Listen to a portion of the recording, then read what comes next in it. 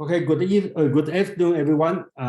Today is Saturday and 2 o'clock in Pacific time, and we are going to continue our journey on the Taoist reading, Zhuang Zi. And we are focusing on the inner chapter, which is the 7th chapter, and we are going to on the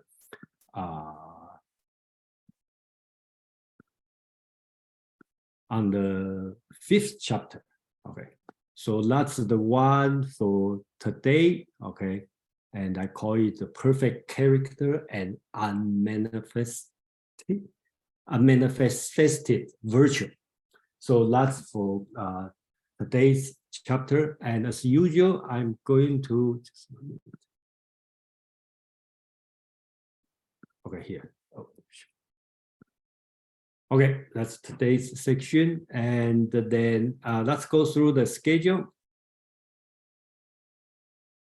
Okay, so today we talk about virtue, and last week we talked about chapter 4. We already finished chapter 4, and then chapter 4 is about how to live in this world, the secular world.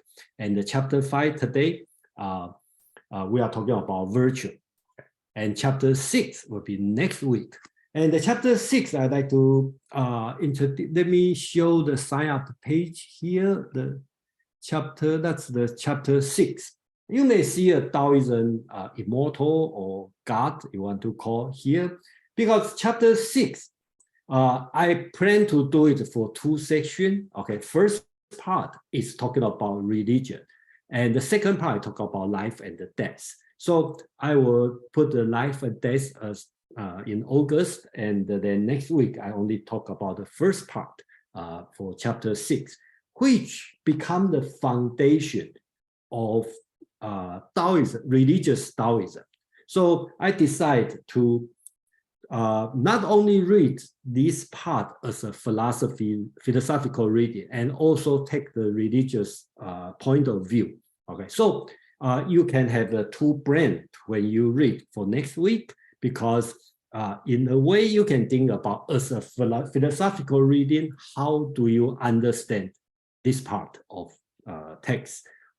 Or if you can think about in religious view, okay, how do you think about in religious? But just like to let everyone know, Zhuangzi, this book has been written about 300 BCE, that's 2,300 years ago, in Chinese or Asian tradition, has been read in literature, philosophy, religion. Okay, so they have a different kind of reading, and in this Saturday, in general, we read as a philosophical text.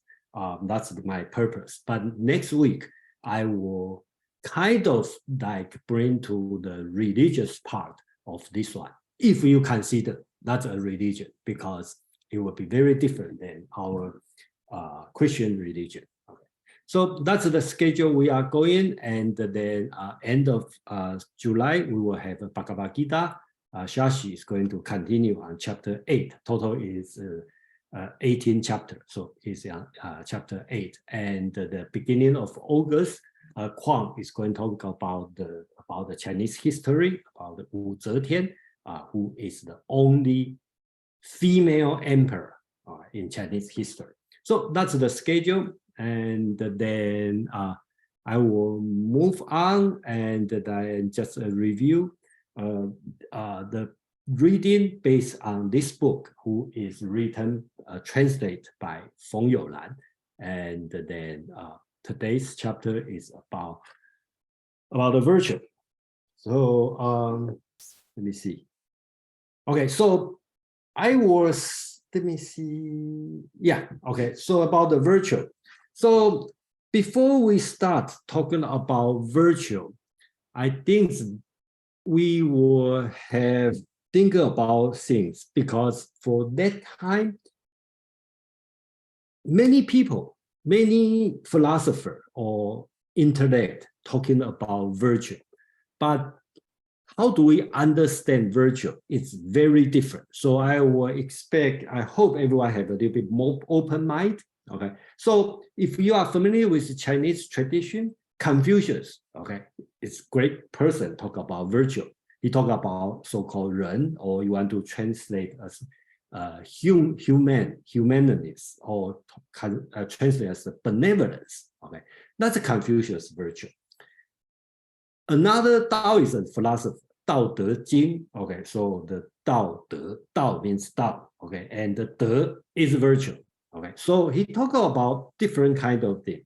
If you talk about in the Western world, okay, Plato, okay, his concern is what is virtue, what's the virtue related to God, right? And then in his Republic, he talked about also called justice. Okay, so justice is Plato's concern. Same as Aristotle, his virtue basically in his Nicomachean ethics, right? That's his concern. So it's very difficult to compare one philosopher to another philosopher. So they all talk about different things. So today I'm going to introduce is Zhuangzi's view on virtue. Okay, so there will be, I believe it's different than other philosophers.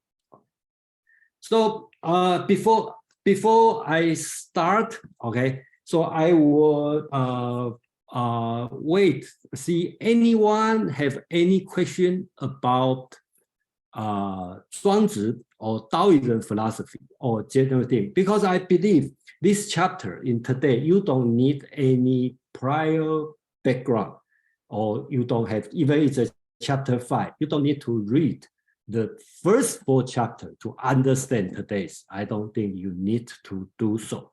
But if you do have some concern about, for example, if you don't know who is Zhuangzi, okay, and he's Chinese, Japanese, or whoever, then please, you know, that we are willing to spend about 5 minutes, and I believe it should be easy enough. I'm sorry, Jason. Were you sharing your presentation? Because I can't see what you're shared. Really? Yeah, I only see a dark screen that says Jason Pan has started screen really? sharing. Yeah. Okay, sorry. Okay, no worries. Okay, so thank you to tell me. So right now you don't see the presentation, right? And I'm going to do the presentation. Must have some mistake. So can you see it now? Yes, thank you. Okay, sorry. Thank you to everyone to let me know what's the problem. And so in this case, considers emergency. Anyone should jump in to tell me. I have no screen. I always have a screen on that. If you see a dark screen, that means there's some technical problem. So thank you. Let me know. Okay. James, please.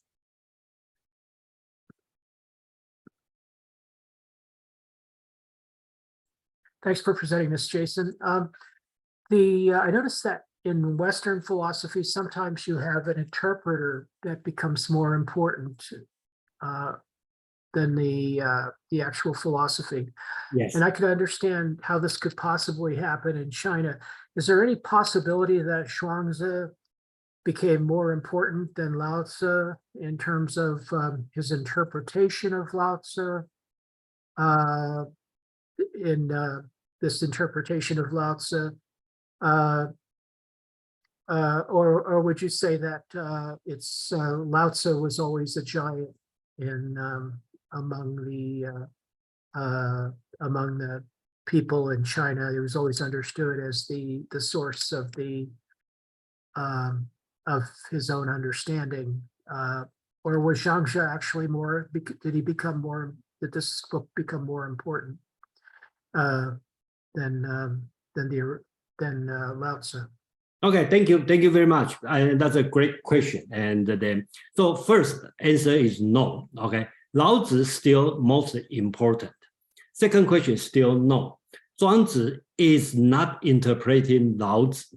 He has his own interpretation of Tao or his philosophy. He talk about Lao Tzu a lot. Okay. Not because he tried to interpret Lao Tzu's philosophy, okay? Because he think Lao Tzu is kind of like a god, okay? He has a great idea.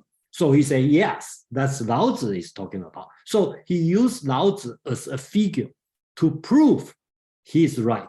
And in today's reading, you will see when the, what's the guy's name? The handicapped guy, and the tallest guy, he talked to, the guy with 1 foot, he talked to Confucius. He kind of disappointed to Confucius. So he go back to talk to Lao Tzu, say, hey, that's Confucius, just do this. So that's the figure of Lao Tzu in Zhuangzi's interpretation. So do I answer your question, James? Yeah, you did. It's not even intended to cover Lao Tzu. It's intended to be an original work Yes. of the interpretation of the Tao, the idea of the Tao. Thank you. Yes. So in my opinion, this 7th chapter you should read as an original comprehensive philosophy. So for this reason, okay, I just recently create a playlist. Okay, I'm going to put a link here. Okay, I put a playlist here. Okay, I put in the chat. Okay, that's the playlist I start to create. So I try to put the 7 chapter all together. Okay, so you will be able to see. Okay, this one. So right now we already done last week in chapter 4, and today we'll do chapter 5, and the next week we'll do chapter 6. And back to James' question about the originality, a little bit concerned is Zhuangzi. Today we read the Zhuangzi. You see each chapter have a title. How does this title coming out? Okay, it could be from the 500 years later, which is 200 AD. Okay, Guo Xiang, he's the compiler. He compiled Zhuangzi, and probably did some modification. He made a commentary, but he probably reorganized the text in his way, in his reading. So back to James' question, it could be Zhuangzi we are reading could be Guo Xiang's Zhuangzi, but that's the origin, the oldest version we have. We don't have a version older than that. So only way we can do is we treat this one as original, but it could be Guo Xiang's some recompiled, just like the Bible. If you read the Protestant version and the Catholic version, they are slightly different. Okay, and then Old Testament in Jewish reading, okay, is different, but they are same content, but they organize in a different way. It could be in this case, but we are not sure how to do it. But my attitude is, let's look at this 7th chapter, and in my opinion, it's a comprehensive philosophy. Let's read it, understand it, and whether or not the original or somebody else, we try to separate. And then I always encourage everyone to have your own interpretation. Okay, so we don't have to agree on every single argument in the text, but that's my attitude. So is any other question or anyone want to know before we, today I'm going to directly jump into the text. I think that would be easier.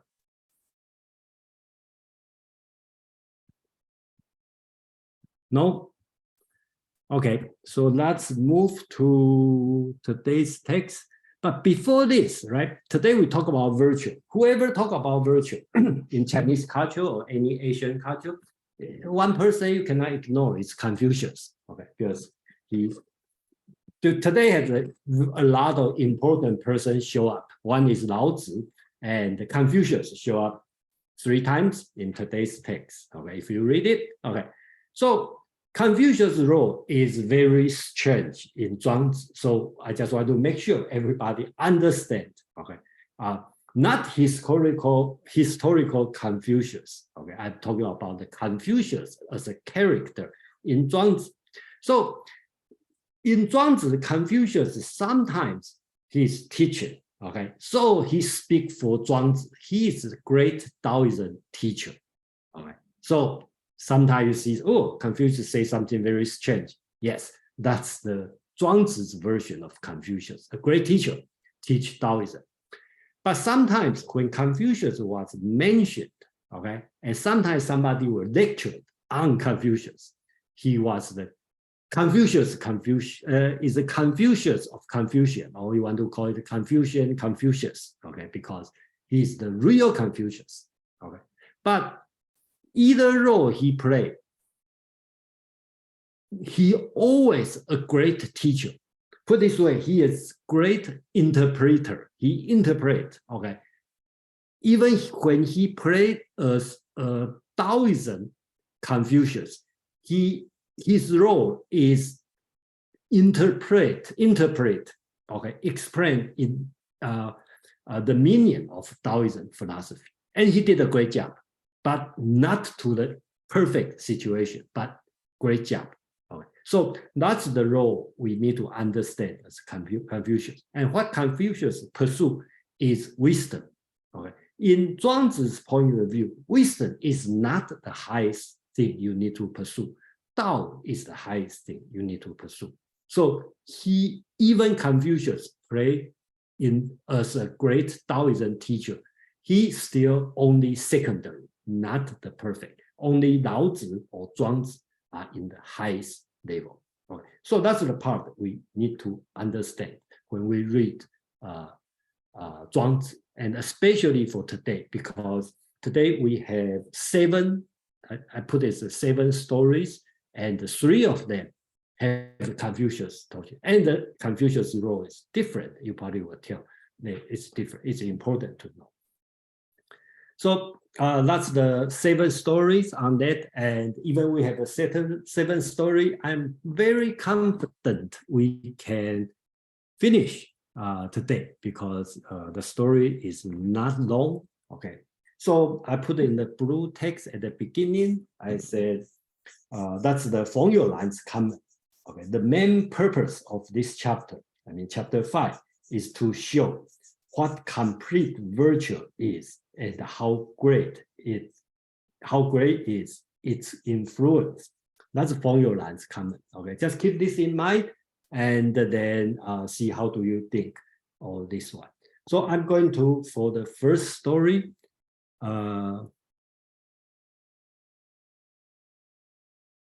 anybody want to have any question, like, you know, any specific part you don't understand, you want to know, or you already read, there's some part that you think is confusing or it's strange, and then please let me know. And I will focus more on this part, or I try to resolve this issue. I will soon let know, okay? And then if you have something come out, you find out it's change, then let me know. Okay, so this one we can forget one part, okay? We can separate on 2 things. One is from 1 to 5, basics talk about virtue. And the 6 and the 7 talk about emotion or affection. Okay, so kindly we can separate this part. Okay, 1 to 5 we can consider it's a talk about virtue and the body and the virtue, and then 6 and 7 talk about emotion and how do you behave as a human. Okay, so just keep in mind. First story, the story is Wang Tai. Okay, the person called, and his name Tai. Okay, again, these words, if you know Chinese, you will see the horse on one side. So this name means stupid horse. Okay, so nobody really will call this name, call himself or call his son this name, but that's just for fun. Okay, so I'm going to read it. Okay, that's very simple. Okay, in the state of Du is Confucius' hometown. Okay, there was a man named Wang Tai who had lost one of his feet, one foot. His followers were as numerous as those of Confucius. So Confucius already famous as a teacher. He has a lot of students, but a famous student. Okay. Again, Confucius lived about 200 years before Zhuangzi. So to Zhuangzi, it's not far away, just like today we talk about Abraham Lincoln. Okay. It's not as famous people, but not very far away. Okay. So Zhuangzi is Confucius a disciple, a student. All right. Zhuangzi asked Confucius. Wang Tai is one who had been mutilated. Okay. So this word, the Chinese look like a pie. Okay. The Chinese word, the name is Wu. That means you has been cut off your foot or your toe. Okay. The reason being cut off is being punished by the state. Because at that time, in the warring state, some state imposed very harsh punishment to punish people. Okay, we don't know what kind of crime the person commit, but the person being cut off feet is one kind of punishment. So one way to is show people to warn public. Okay, this guy is convicted. All right. So he said Wang Tai is mutilated. Basically, he's been punished. He's recorded criminal.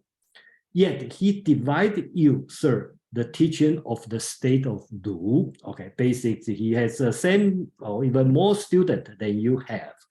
He neither preaches nor discusses.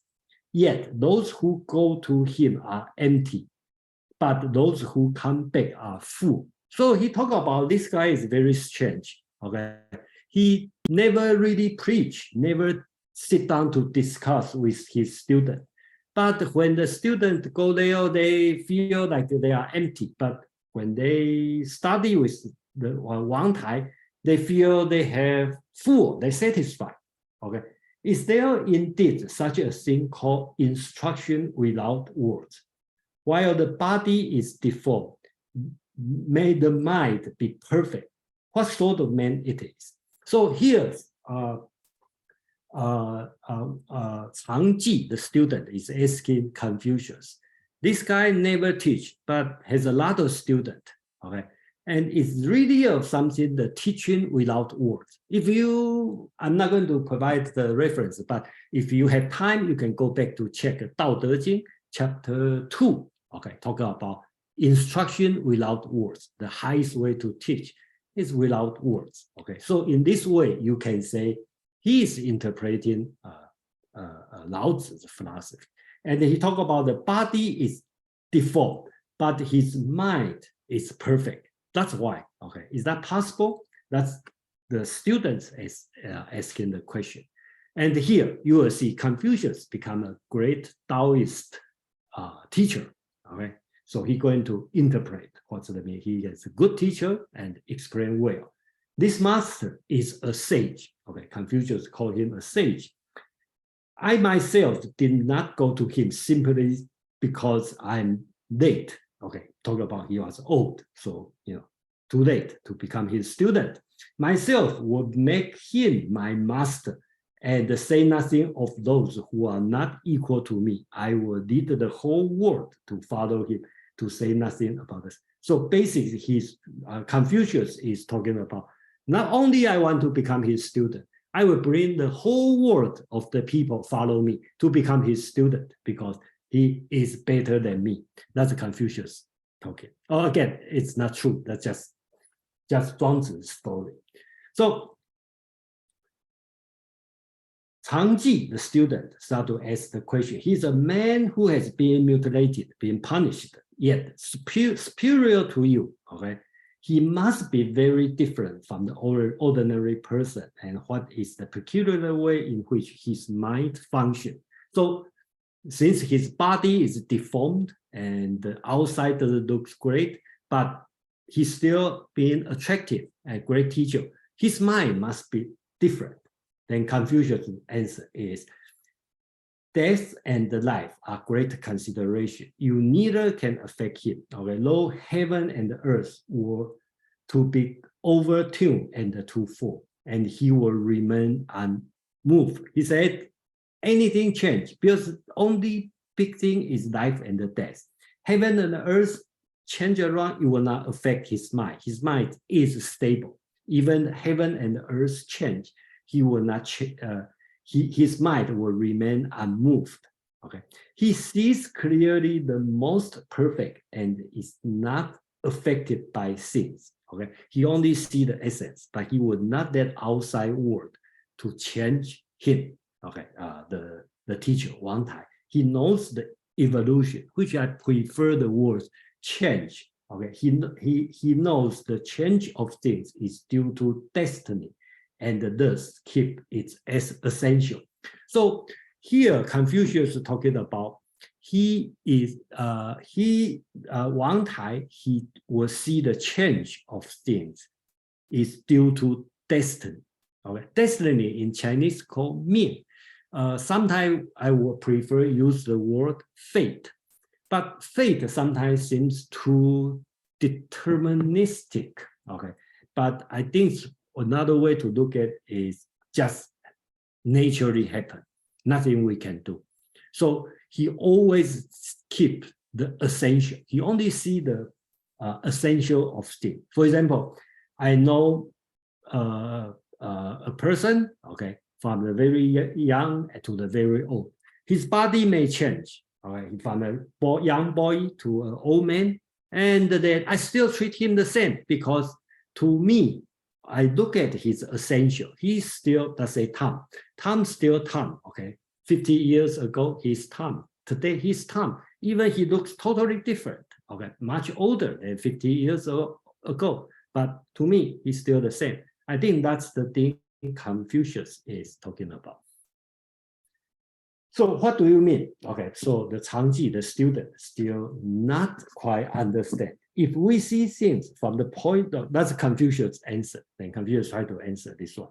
Can we say if we see things from the point of view of their different, even liver and the goal are as far away from each other as Chu from Yue. Okay, this one needs some interpretation. Okay, the example here is Chu and Yue are two states, which is very far away, just like you talk about California and Florida. Okay, they are very far away on the southern state. They very far away. Florida and California are very far away.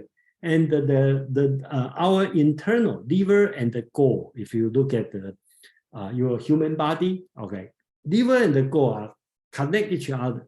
But Confucius' point of view is if you want to find the difference, even these two organs are so connected together, you will see as far as very different, right?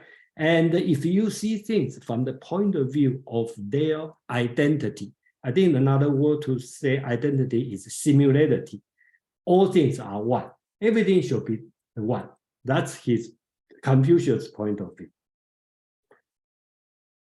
But not his own the one. Okay, the later view. Okay, when you see everything as the same, that's Wang Tai's point of view. So he knows not even to what his ear and eyes are pointing, but wonder with the harmony of virtue. I would like focus. Fung You Lan translated as studies, but I think I mentioned many times. Zhuangzi like to use the word "yu," okay, like the first chapter, the happy excursion, okay. So that means wonder, excursion, okay. So he's talking about Wang Tai, right? He see everything is the same. You are old man, young man, man, woman, you know, handicapped, you know, healthy, tall, short, black, white, Asian. They all to him they are all the same. And then whatever he see and he hear, right? He just stay there, and then his mind, his virtue basis is looking for the harmony of the virtue. Okay. I think here is also important. I will explain later in Zhuangzi's idea of virtue. Okay. So harmony is more important of virtue. The virtue purpose is bring harmony. He sees unity of things, but not his own loss. Okay, that's about he lost 1 foot, right? He considered the loss of his foot just as the falling of much. I think better translate is a piece of clay. Okay, so he see everything. Let's put it this way: he doesn't care. He only have 1 foot, because to him, himself and the world are just one. So I lost 1 foot, just 1 piece of dirt or 1 piece of clay. That's not a big difference, right? It's just 1 piece of meat, not there. And compared to this world, not a big loss. To him, that's no difference. In the cultivation of himself, Zhuangzi, with knowledge, he attained the mind, okay? And with the mind, he attained the eternal mind. But why have these things gathered around him? So here, Confucius already explained why Wang Tai, this man, is a great person, is a sage. Okay, Confucius, and Zhuangzi already understand. So Zhuangzi asked the second question. Yes, I agree. He is a great guy. He's a sage. Okay, but his question is, how come he has so many students, right? Even more than you. Okay, you are a great teacher. How come he has so many students? So that's a Confucius answer, and I think it's a very interesting and very Taoism thinking about how you attract people, right? Confucius, that here is the Confucius answer. Men do not seek to see themselves in the running water, but in still water, right? When you want to see yourself, the water must be still, so you can see the reflection of yourself. If it's in the running water, you don't see yourself. All right? So that's his metaphor to Wang Tai, right? Only what is still can gather things together. So here's the lesson is you probably already experienced in some case, right? Some people talk too much, try to teach everybody. People try to stay away from him. Only the people get quiet. Okay. People will like to stay with this person because with this person, you can see yourself. And another way, I think if you read a lot of business book talk about leadership, they always tell you become a good listener, right? Not become a good talker, okay? Because you talk, you drive people away. You be a good listener, you can attract people. I think that's the concept here. And the rest part is a little bit confused, but I try my best to explain. They talk about of those who receive influence of earth, only pine and the cypress are green, both in winter and the summer. Of those who receive influence of heaven, only Sun was correct. Sun is the ancient sage king. So basically talking about the nature, okay? You only receive the thing from nature, okay? If you receive from the earth, you become the tree, the evergreen tree. If you receive from heaven, you become a sage king. Fortunately, he could correct his own life and then live of others.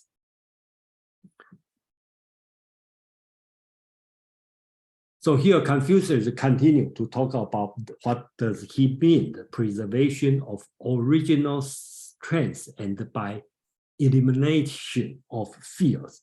Okay. So his example is a single brave man may fight his way successfully through the army. If one resolve achieved by a brave man and who can sacrifice himself in search for fame, how much? Okay, so I think the sentence is a little bit confused, but I will reorganize in the next slide. Okay, so basically Confucius is talking about you need to be in this way, okay? Because this text is basically use a lot of negative question, so that's why I make the grammar very confused. But I kind of organize in this way. Basics, Confucius talking about Wang Tai, this great Taoist teacher. what he's doing is he control heaven and earth and embrace all things. He consider his body as a temporary logic, and ear and eye are mere image. Okay, never let outside thing influence or affect, inflict himself. He unify all knowledges known. I think here's important here. Taoism teaching is not ask you to pursue as much knowledge as possible, but focus on unify all knowledge you already know. Okay, so in chapter 3, Zhuangzi already talked about the knowledge. We have unlimited amount of knowledge to pursue. You don't pursue this unlimited knowledge. You only use the knowledge you know and unify it. That's enough. Okay, so in this way, his mind is never die. So that's the way Confucius explained why Wang Tai become a sage and he can attract so many students. So I kind of like organize this chapter, this story in a way, some key lesson. If you want to say, okay, you want to learn from this one. So some keyword I will focus on this one since it's Confucius teaching, and Confucius would like to give you some doctrines to follow. So basically, I kind of organize is first, do not be affected by things. The change of things is due to destiny. You should keep their essential. You only look at the essential. Okay. Wander your mind with the harmony of virtue.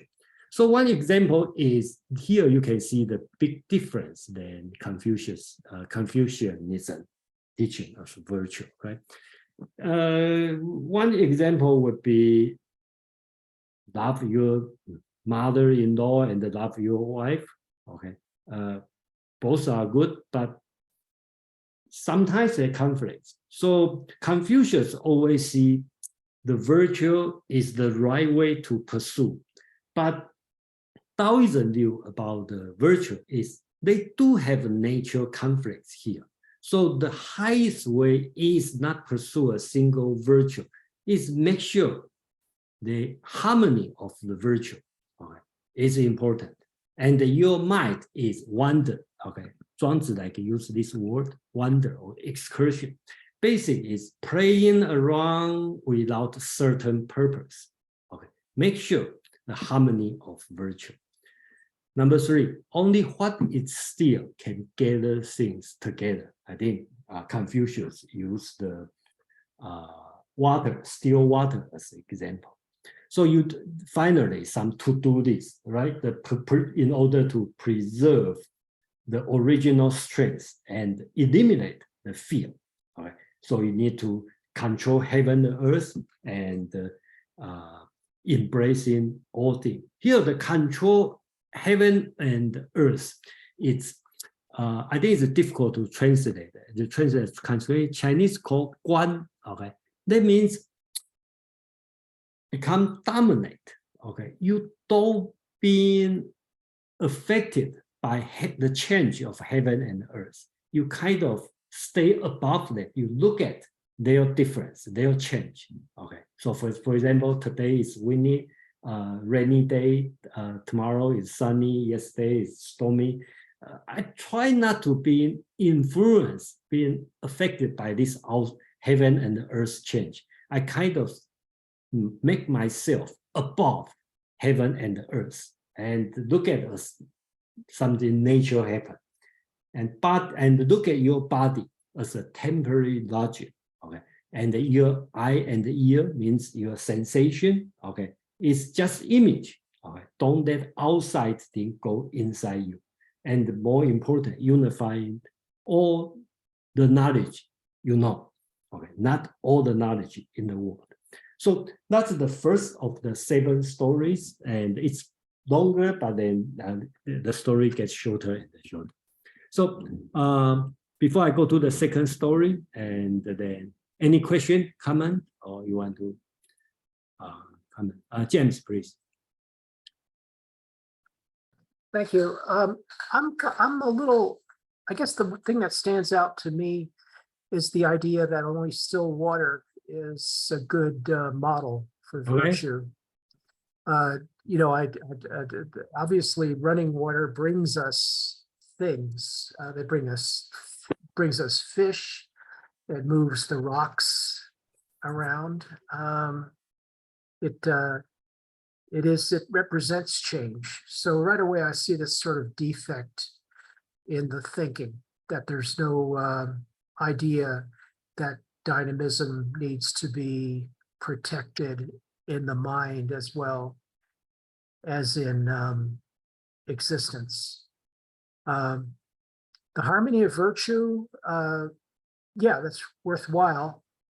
On the other hand, I don't think he pretends that virtue trumps destiny. So necessarily, although there is that note here, the idea is that the person who, the one person without the toes comes to him, and that's coming up, I guess. But he says it's my fault that I lost my toes, and so this is the unvirtue, so to speak, of my own action that caused my suffering. But everything else comes under this idea of destiny, and not only that, but that all change is coming on account of destiny. So it's like, don't wriggle around so much. I get that kind of message in this story. Yeah.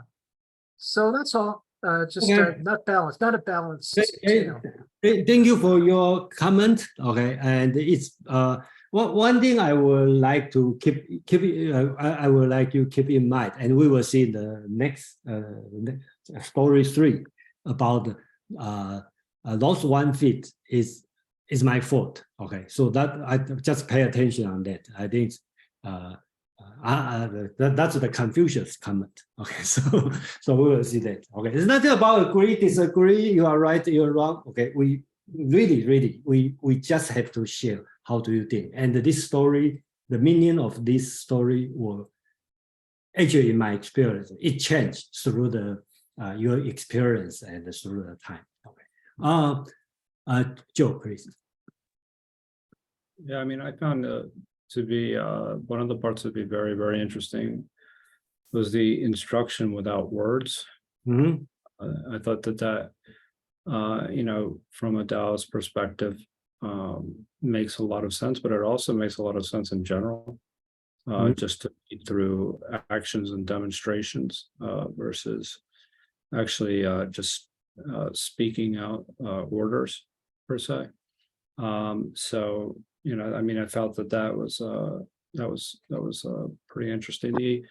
How to handle emotions also speaks to the idea of clarity of thought. I would even go so far as to say rational thinking. So there's an element of, you know, a lot of different philosophies that, you know, talk about essentially if you're not seeing things clearly, you have a perverted view of the world. So the idea that, you know, you lose a foot or a toe, or, you know, it's that things are, you know, not always, your mind is still intact, so you still can see the world rationally. And there was one part in there about almost it was like a systems thinking type of approach where they talked about the interconnectedness of I think it was number 3 or 4, thinking about the body being interconnected. I think about maybe I'm thinking of something else. Anyway, those are just some comments. Okay, great. Thank you. About emotion. Okay, so we will deal with it later. Okay, and I don't think, I'm not saying I disagree, but versus rationality, if you want to call it ration, it's very hard. It's very different in Taoism. Talking about rational or rationality, it's very different in the Western thinking. At least I feel this way. So that's we will discuss later. It's working through nature, as opposed to describing the natural order of things. That's the one difference. There's a logical aspect to it that's much different. Yeah, And that's the distinction between that. So yeah, it is. I see the distinction that you're making, and I'm not in disagreement with that aspect of it. But there is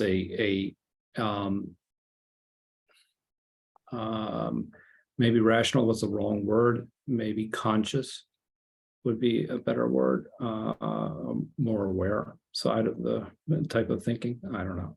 yeah, it's very hard. And then I tend to agree with Fung You Lan, the translator. He always tied this one with Spinoza's talking about human bondage. Okay, so I will have a little bit explained on this one, but I do at least at this moment I feel tend to agree Fung You Lan about Spinoza's way to deal human emotion. So. Madeline, please. Yeah, thanks, Jason. Great presentation. I'm curious about the use of the word ascending and what it would have meant to the people of the time. Like, was it a euphemism for dying? Or was it physical levitation? Or did it mean a sort of exalted spiritual state from which he would be teaching? So you, I didn't get the word. You say. Oh, sorry. Ascending, A-S-C-E-N-D. Oh, ascending. In the translation. Yeah. What would that have meant to the people of the time? Yeah. Okay. Okay. That's a difficult part here. I think it's in this slide that you are talking about. Okay. Here. He talking about ascend, right? Which he will ascend afar. Okay, so the Chinese word here, 择日而登甲. Okay, 人则从事也. First, Zhuangzi used very difficult language, and according to most scholars, every word is carefully picked. Okay, it's not random. So it's very difficult. It is right. So Fung You Lan translate as one. He chose a day on which he will ascend afar. That means he will decide the day he leave this world. Okay, so here's come with tied to next chapter about religious part. What do you mean ascend afar? He die or become immortal? Okay. Anyway, when he leave, right? People will follow him. All right. But he doesn't care because he see everything still the same. Because he doesn't care whether or not the people will follow him. Therefore, a lot of people will follow him. Let's put it this way. Okay. So the more you care, the less you get. If you want to put this. So that's my explanation on this one. That's the Chinese word here. And I'm glad, Madeline, you bring up this part, because, and then this part is difficult part, in my opinion. Yeah, I think that's what he meant. So, Madeline, do you have any thought on this, or do I answer your question? Yeah, that pretty much answered it. It does make me think of some sort of death cult, where people follow their leader into death, like Jonestown with the Kool-Aid. Yeah. Okay. I got you. I got your point. Yeah. So if he is a religious fanatic, okay, so people may follow him, go somewhere, So that would be interesting for the next week when Zhuangzi talk about true man. So I would like to hear from everyone. How do you think about this true man? All right. So that's next week. So it's a little bit related here. So great comment. Thank you very much. And then we're done with this Wang Tai and Confucius. let's go to the second story. Okay, 生徒家 and the 子产. We don't know this guy, 生徒家 is a real person or not. 子产 we know he's real. Okay, he's Confucius contemporary. Okay, so in Confucius Analect and Mencius all mention about him. So Confucius contemporary, he is about, when he died, Confucius was 30 years old. So it's one generation above. And he was the chief minister of state of Zheng. Zheng is a small state. Okay? And under Zheng's, the Zhican, Zheng state start to grow strong and prosper. And his reputation is pretty good. So in Confucius' point of view, he is a great politician, okay, famous person, real person. And the 生徒家, we don't know who he is, but that's in the story. So let's read this one and just let the background clear, right? And another, the 生徒家 was the man who has lost one of his foot, okay, his feet. So 物者, same thing, being punished, being cut off by the government. He studied under Bo Hun Wu Ren. Okay, that's a great Taoism teacher. The name is very funny, talking about no people. And he's not clear. Okay, but just assume he is a great teacher. And Zhican is the prime minister of the state of Zheng, right? And the Zhican said to him, okay, if you should live here first, will you please remain a while? If you should live here, if you should live here first, I will remain behind. So basics, they both this criminal and the prime minister are the student of Bo Hun Wu Ren. Okay, they all study in the same place. Just like today, you may go to, I don't know, the Tai Chi class, and here one person is ex-criminal, and another person could be a CEO of company. Another person, so that's a different person. They go to the same class. So Zhican as a prime minister say, hey, if I leave first, please, stay behind me. Or if you want to go first, then I'm not going with you, right? Because we are different kind of person. We should not go together. But apparently, he doesn't do it. They go together. So Zhican, the prime minister, is quite unhappy. So the next day, they're already in the teacher's place, in the school, okay? They were, again, sitting together on the same mat in the hall, that means in the school, okay? Zhican said, they finished the class, okay? They want to go home, okay? They want to leave the school. Then Zhican said, if I should live here first, would you please remain a while? If you should live here first, I will remain. Now, I'm about to go. Will you remain or not? Moreover, when you see a minister of state, you do not try to get out of his way. Do you consider yourself equal to him? So Zhican is quite unhappy with his classmate, right? So I told you, we should not go out or come in together, but you still do that. Do you see you are equal with me, I'm the government officer, then, we should not, be seen together. So, 生徒家 continue said, in the school of our master, since we are in this school, right, could there be such a minister of state? Okay, we all student of the Bo Hun Wu Ren. There's no one-foot man, there's no prime minister. You are one who is proud of his rank and think he is superior to the rest. I heard that. Okay, so he quote something. Okay, a mirror is perfectly bright. Dust and the dirt will not collect on it. If they do, the minister is not. The mirror is not bright. He who associates for long with the wise will be without fault. Now, the wise man you have chosen to make you great is our master. Yet you can utter words like this. It's not your fault. Okay. 生徒家 tell his classmate, right? So if the mirror is really bright, the dust will not attach on that, right? So he said, since we all stay with the great teacher. If you are really bright, why you care the dust stick on that? Okay. So Zhisan still not get it and not happy on that, right? So what have you have been what you are, right? You are still attempted to emulate the goodness of Yao, the sage king. Would you an estimate of your virtue not sufficiently lead you to an examination of yourself? So here come with Zhisan talking about reflection. So you have been lost one foot by the state.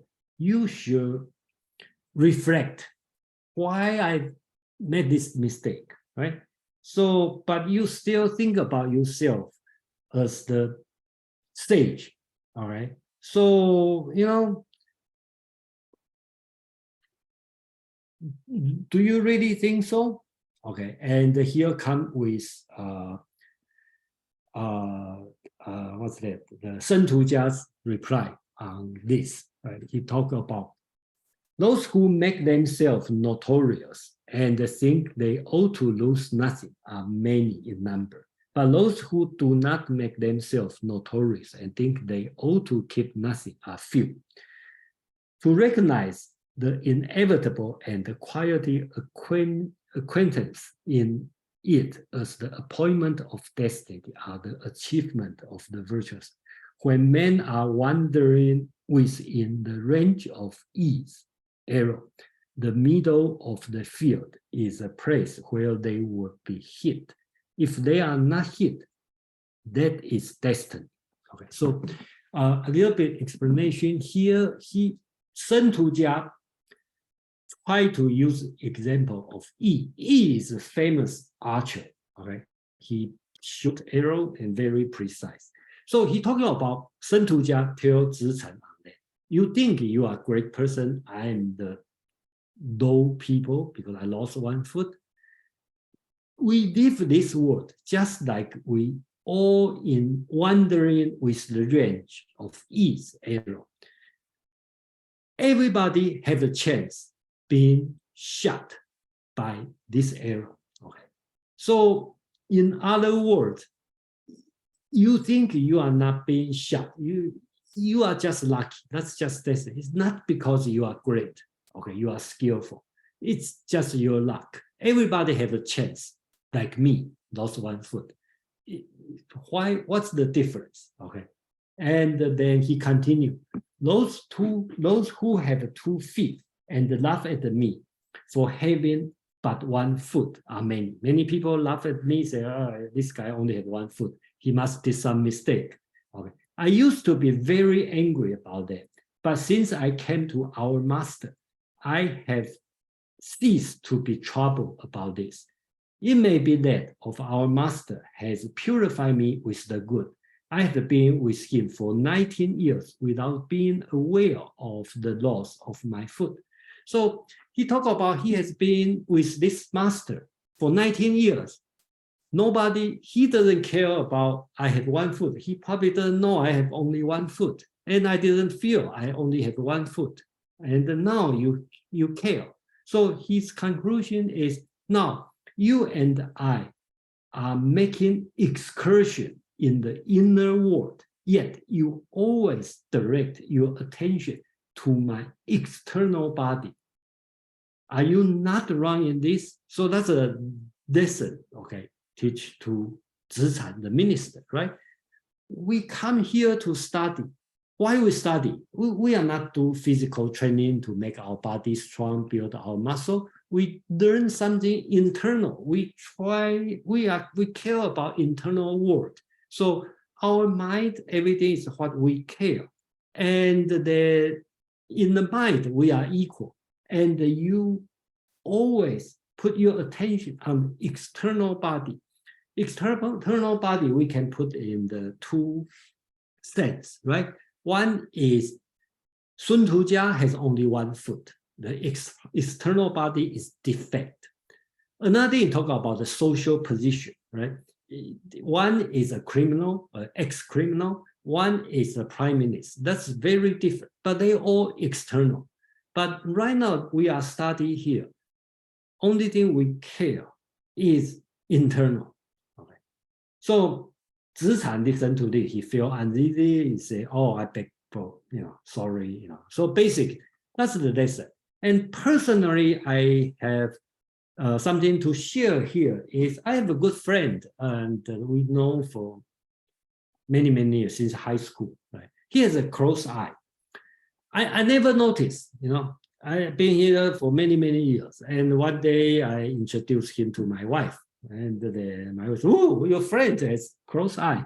I said, what? I never noticed. So I think that's the kind of similar situation I'm thinking, because when you know a person as your body, your best friend, you probably not care he has a close eye or only one eye. Probably, at least I didn't pay attention until my wife mentioned to me.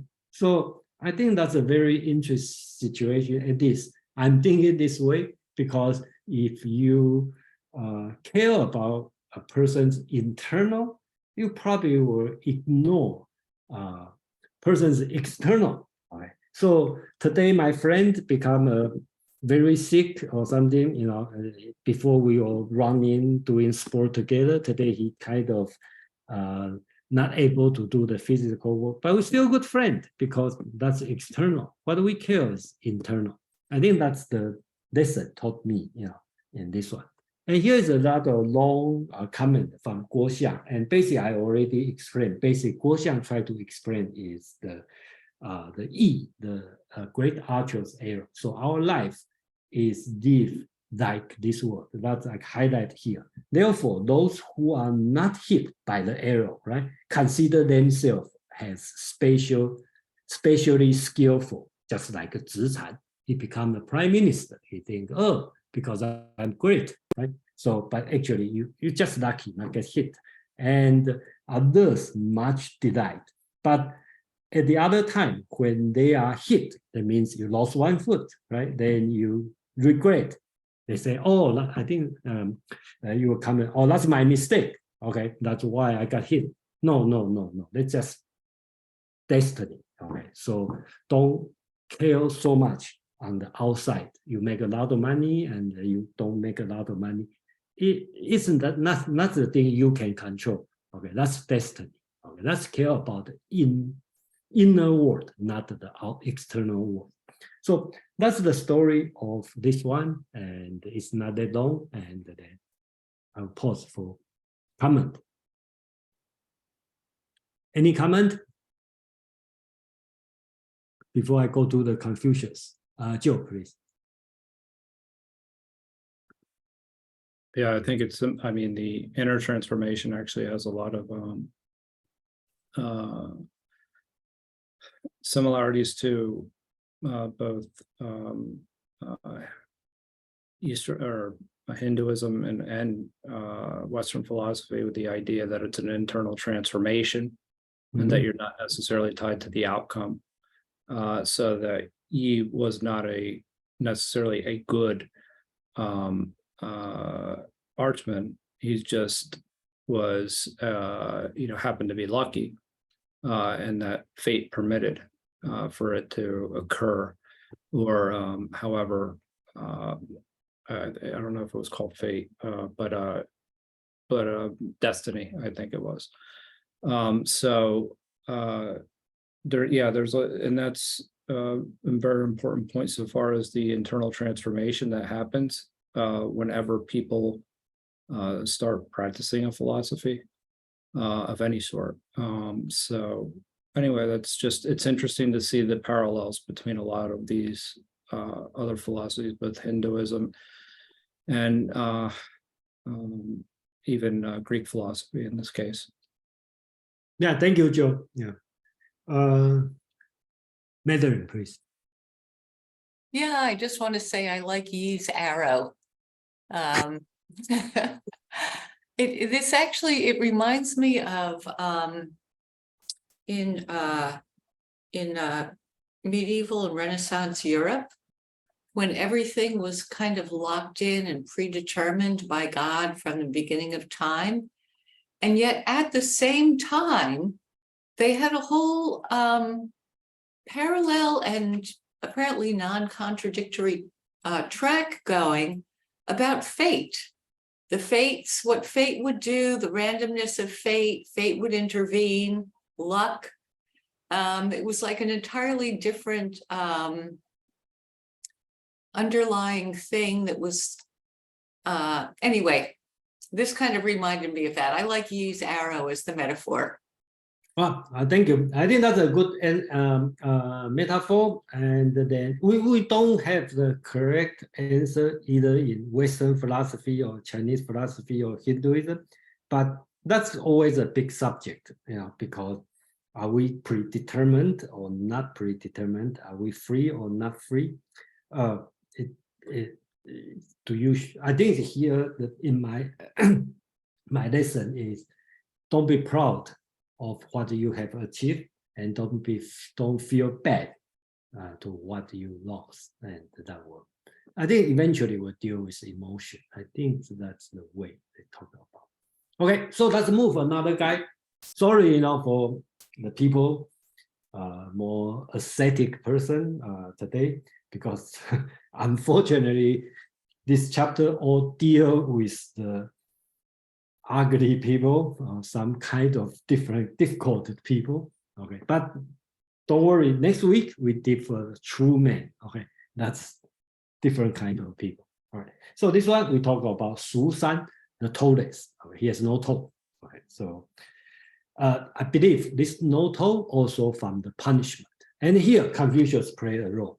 Just warn everyone, Confucius here is no more Taoist Confucius. Okay, this Confucius is typical Confucius. Okay, so there was a man of the state of Lu, again Confucius' hometown, who has been mutilated. Okay, and was caught, been punished. Okay, Shu San is his last name.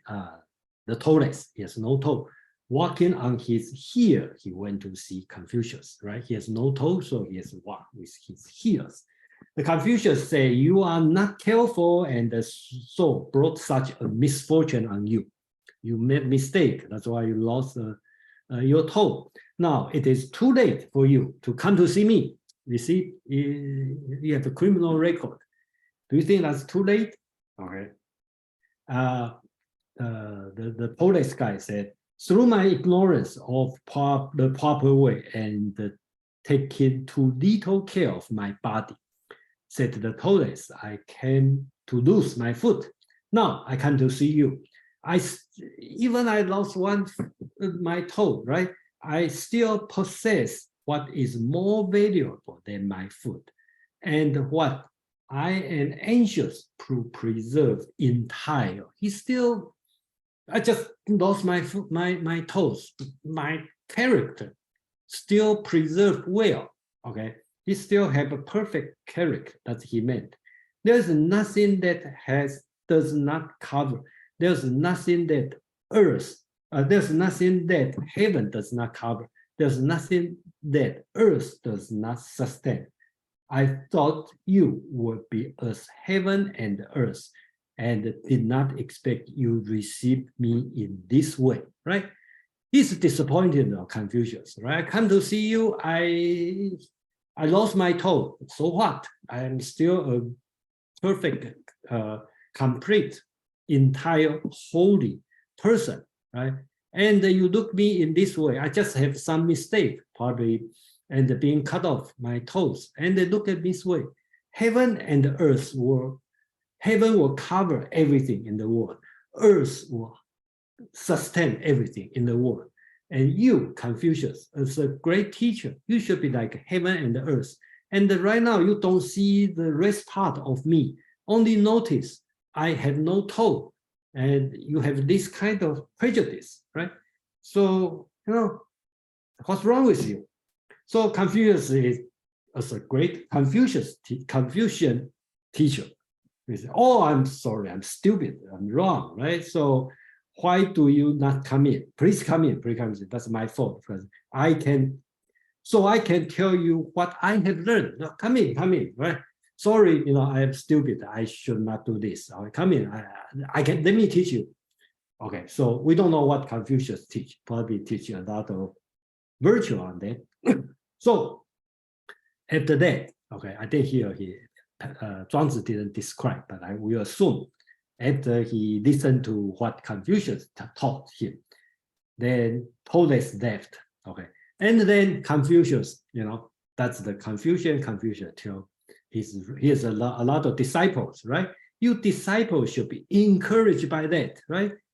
This Taoist one has been mutilated. He has a criminal record, he was a bad guy now, but he's still anxious to learn how to make up the evil of his former conduct. How much more should those do so with virtue is in time, right? So he was a criminal. He's still willing to learn from me, okay? And you guys has never commit any crime and have a perfect body. You should even work harder, right? You should feel shameful on that. You should study hard, right? That's not surprise. That's a Confucius way of teaching. So the story continues. The Taoists went to Lao Tzu. Again, Lao Tzu is the Taoist master, right? And they said, I think Confucius is not yet a perfect man. I'm disappointed. Confucius is not a good, perfect man. Why does he so often imitate you? Just one minute. Why does he, just one minute.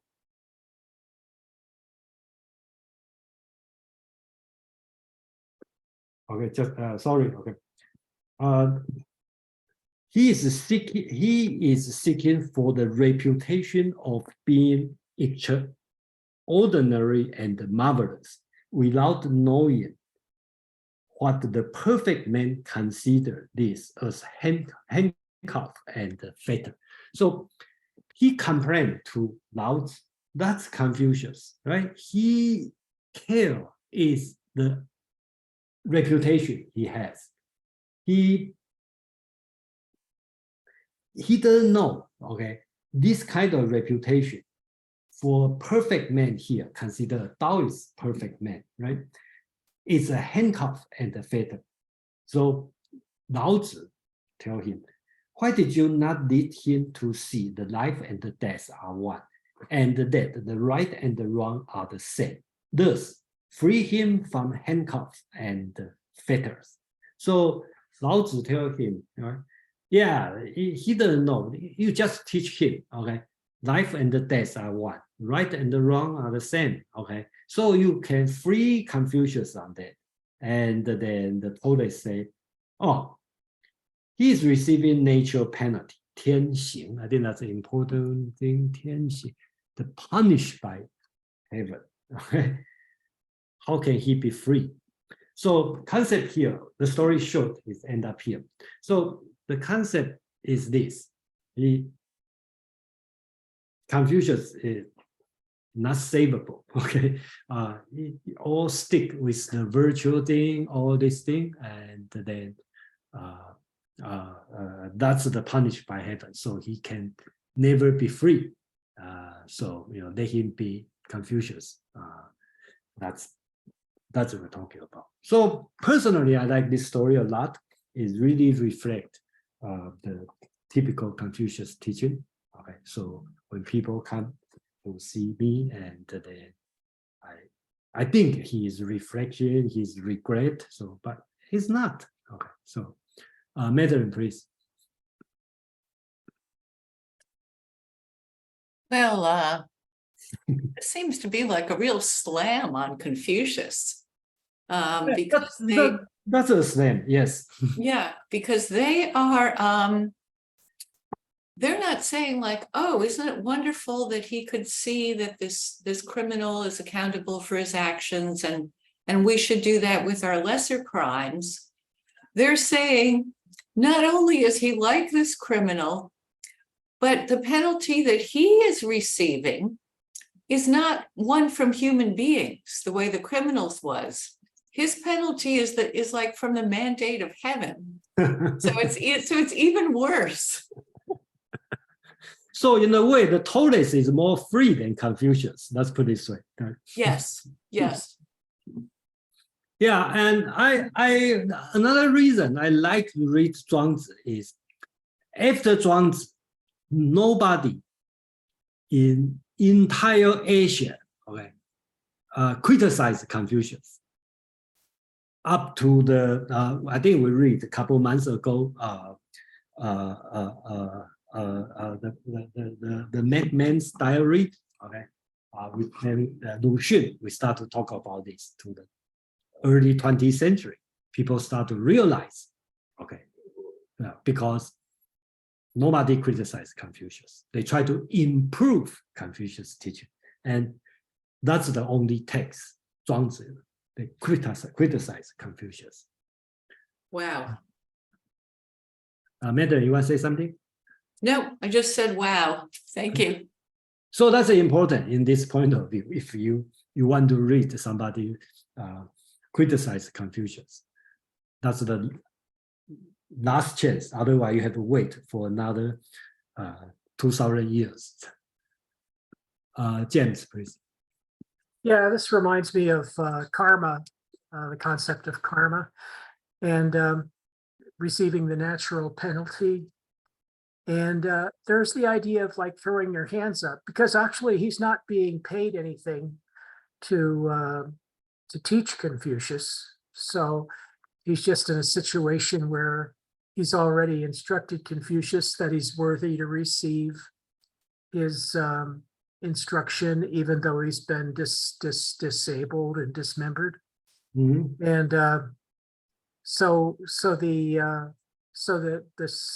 the thing coming from Lao Tzu is great. Life and death in one are one, right and wrong are the same. To which is really difficult concept, I think, for a lot of people, because right and wrong come out of the truth. So that is what people can't get about that. Is the truth is what matters more than right and wrong, and because the right and wrong come out of truth, not the other way around. So I think so. The wisdom here is, I think, sterling. But on the other hand, without wisdom, without perfect wisdom, you're left with karma, and that's the reward of those who do not have perfect wisdom. So I think I like the direction that Zhuangzi is going in. And I like his use of Lao Tzu here, because Lao Tzu leads us to this understanding of dynamic nature in terms of earth and heaven and so forth, the elements, but resolving itself upon individuality or thought, however you want to understand that. And in this case, the lesson is how do we achieve perfect virtue?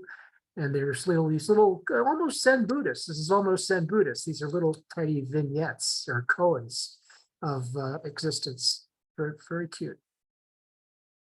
Thank you, James. Alex, please.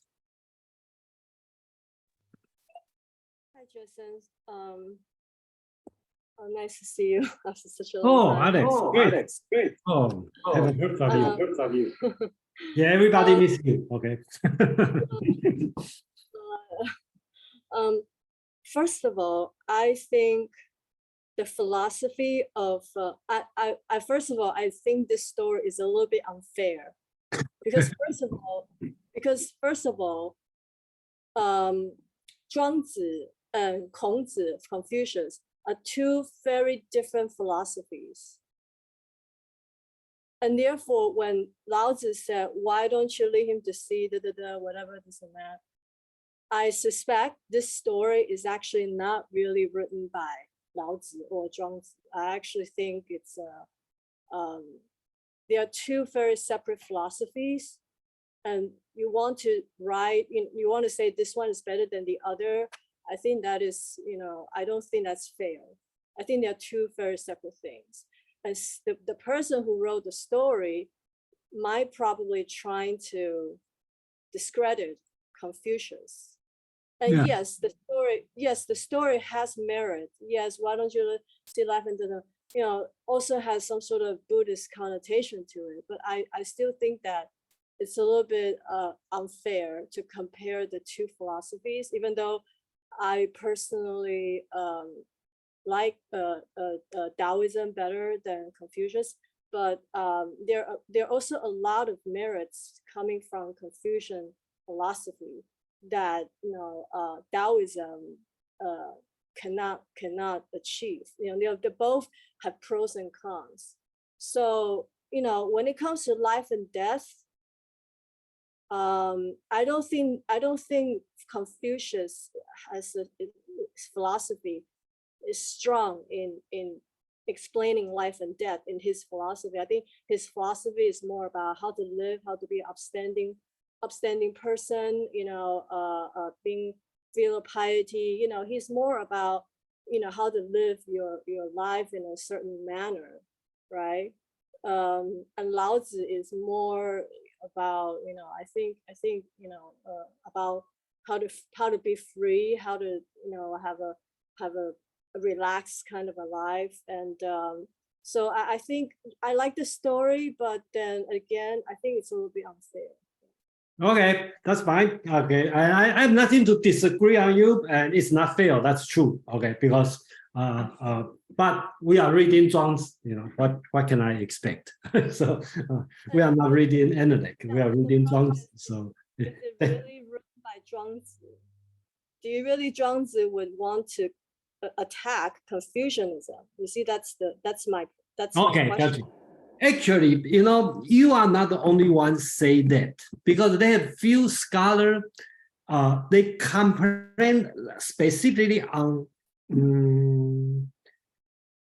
this chapter, certain story. They said that's the scholarly studies. They're not written by original Zhuangzi, must be later people add on. Okay, they use Zhuangzi's name. Okay, so there's something there's a lot of analyze, not only the story, also the words they use. Okay, they say, oh, that's, but I personally, I'm not so interested on that.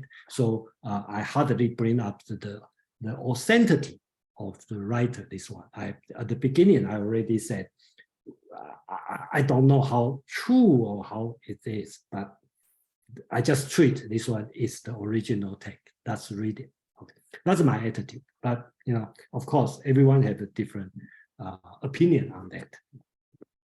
So let's move to another story. And again, another people. His name is Ai Tai To. Okay, his son's name. And I read interesting is one English translation. They translate this guy as sad neck.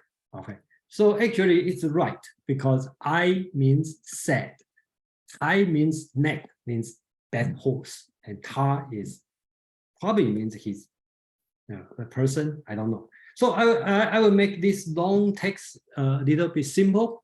Okay, so basically talking about state of Lu. Okay, the Duke I. Okay, same words. I Duke I of the Lu, the king, the leader, the ruler. Is Confucius. Confucius is his court. In his court, serve as the court minister. So there's another ugly man, right? I'm not going to read word by word. Basically, talk about he's so ugly, but when people together with him, the man will become like him, and the woman see him. After a while, woman as the girl as their parents. I want to be his wife. Even cannot be his wife.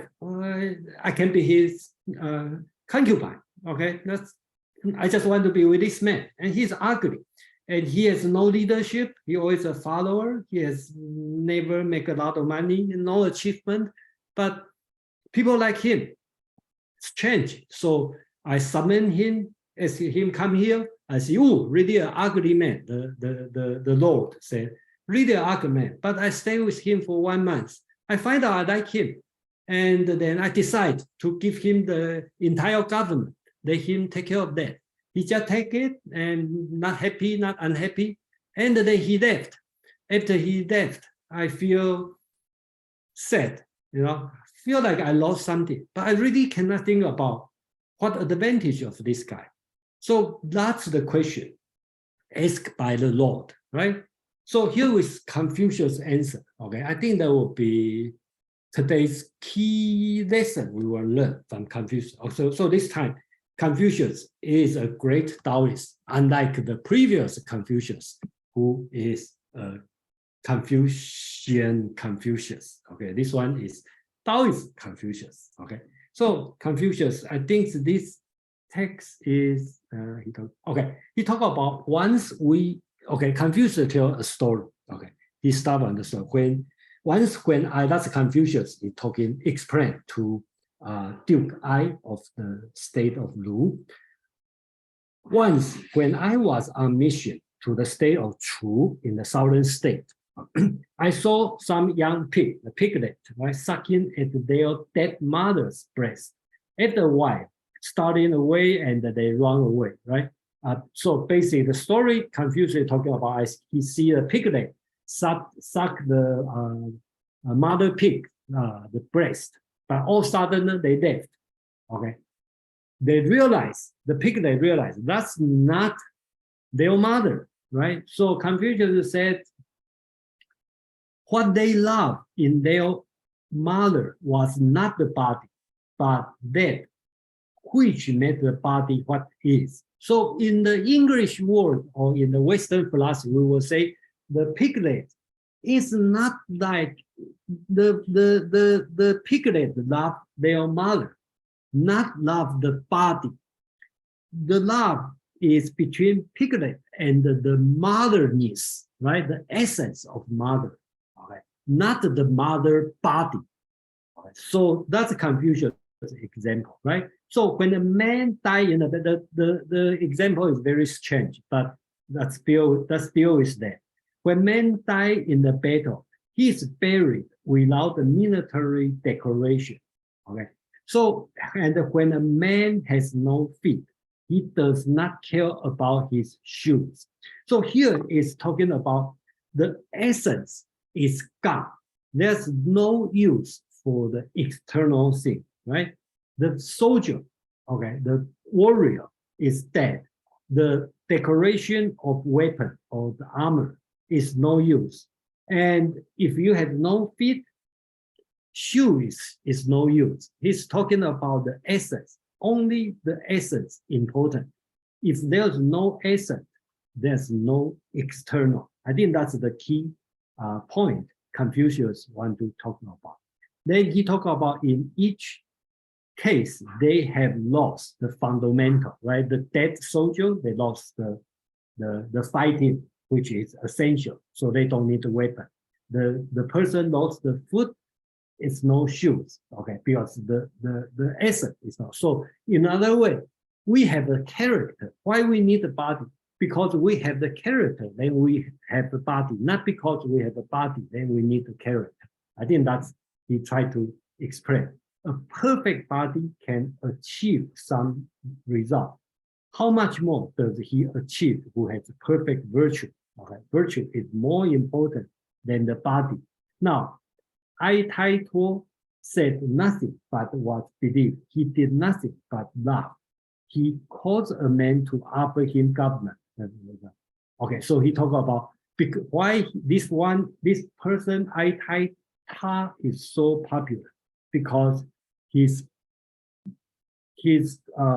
character is perfect, but his virtue is unmanifested. Okay, so I think that's the key for Taoism lesson here. So let me explain a little bit here about the. Okay, then he continued to explain. Let me do this way. So Ai Gong, he asked, right? What do you mean, the perfect character? Okay. So Confucius answered. Let me see. The death and the life, existence and death and life, existence and the peril, ill and the good fortune, wealth and the poverty, worth and the worthless, praise and the blame, hunger and the thirst. cold and hot, all these are changes of event and the operation of destiny. I think we can call the operation of destiny as the heaven. Okay, something naturally happen. They succeed one another like alternation of day and night. So everything cold and hot, life and the day, that's just the cycle. It's nature happen, right? So Confucius, again, that's the Confucius teaching, always give you some bullet point, okay, give some doctrine to follow. So he talking about one should not allow such thing to disturb one's harmony. One should not allow such thing to enter one's mind. The outside world should not go to your mind. One's mind must be harmonious, content, and complete. One must always be cheerful and kind within. Okay, so I put it way, it's the English translation is difficult to represent the essence. The word Chinese use is like spring, in the springtime. So you must be always, your mood must be always like cheerful and like a springtime, okay? Like a spring, that everything grows. So the mind is following the change of event. This one called perfect character, okay? So you don't let outside influence you. That's one thing. Then the Duke I asked the second question, which is also important, talking about what is meant by unmanifested virtue. Okay, so perfect balance, that's Confucius' point. Again, harmonious balance is important in the virtue, okay, like still water. Okay, this is the model for us. Remember, Taoism always talk about what? Still water, okay, and then it's not only can be a mirror, okay, but your mind should be like still water, which also coincidence with Buddhism teaching. Right? The inner peace is preserved and no disturbance is received from outside. Virtue is the perfect attainment of harmony. And the perfect man has virtue, but look us, he has not. I think that's very important in Taoism teaching about your virtue. You never show off. Let's put it this way. Better way to talk about unmanifested virtue. You don't show your virtue. That's why in the previous story, okay, Shu San Wu Zi, the Taoist people, complain about Confucius, the Confucius. You always show off, teach, tell people about virtue. Okay, you should hide it. They put it this way. Such a man is indispensable of all things. So basically, that's Confucius. As a Taoist, Confucius is teaching about how to keep your complete character and unmanifested virtue.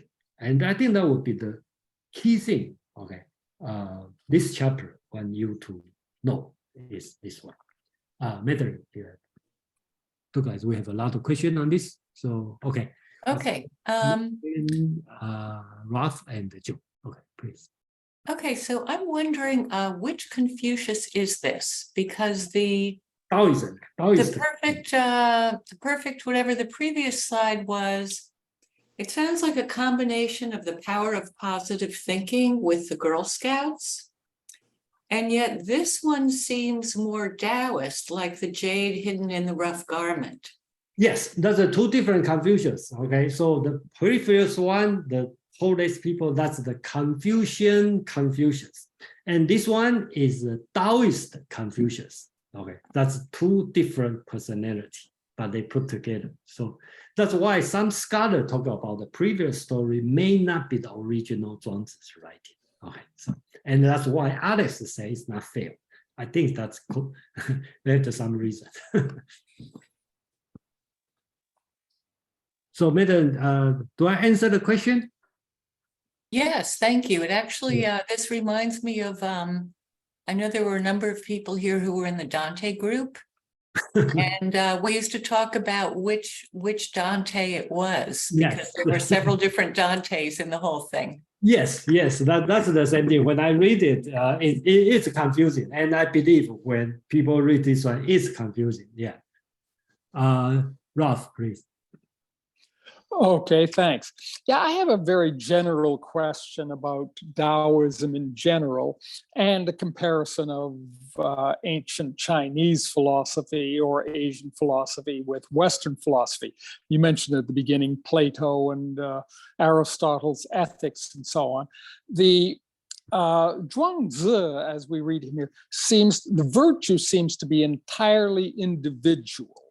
Right? It's all, the perfect harmony is always within the individual. Mhm. There seems to be nothing about virtue and perhaps also about morality that involves interactions between people, which I would say is central to virtue and morality in Western philosophy. Let me interrupt you. Okay. On Sure. this one, on the virtue, okay, or I think virtue, you probably also means moral, right? Morality, okay. I think just wait for next story, okay. We will talk Sure. about the essays talking about in Zhuangzi's point of view, morality is just the tool for human interaction, okay. So, and virtue is independent of virtue has nothing to do with interaction between people. Is that correct in Taoism? in Taoism, it's just a tool to interact. So the purpose of virtue or morality is to interact with people. Oh, I have to treat my father this way. I have to treat this. That's it. This never be in the highest goal. Okay. It's just the tool you need to use. So you can do it, you will say harmonious way, yes, and that's the way they do it.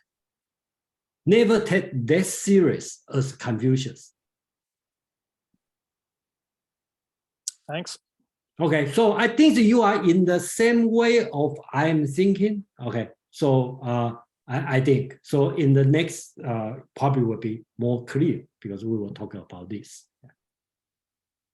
Joe and Alex. Joe, please. So really quickly, just based on the last question, I would assume that it's just virtue leads to right action, is essentially the best way to say it.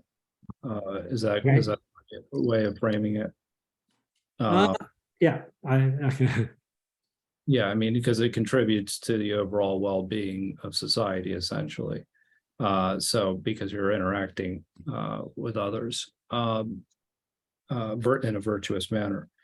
The previous slide where they talked about the essence of things. You talk about the pig and the pig mother and the piglet. Yeah, and Yeah. I'm just thinking about when we were only talking about the essence of things.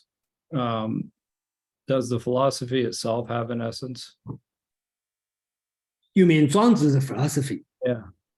My answer is yes. That's so-called your inner part. So, for example, the mother pig as a mother is not because his mother, the pig body, because his motherness, right? So, the mother pig just died. It looked exactly the same as a living mother.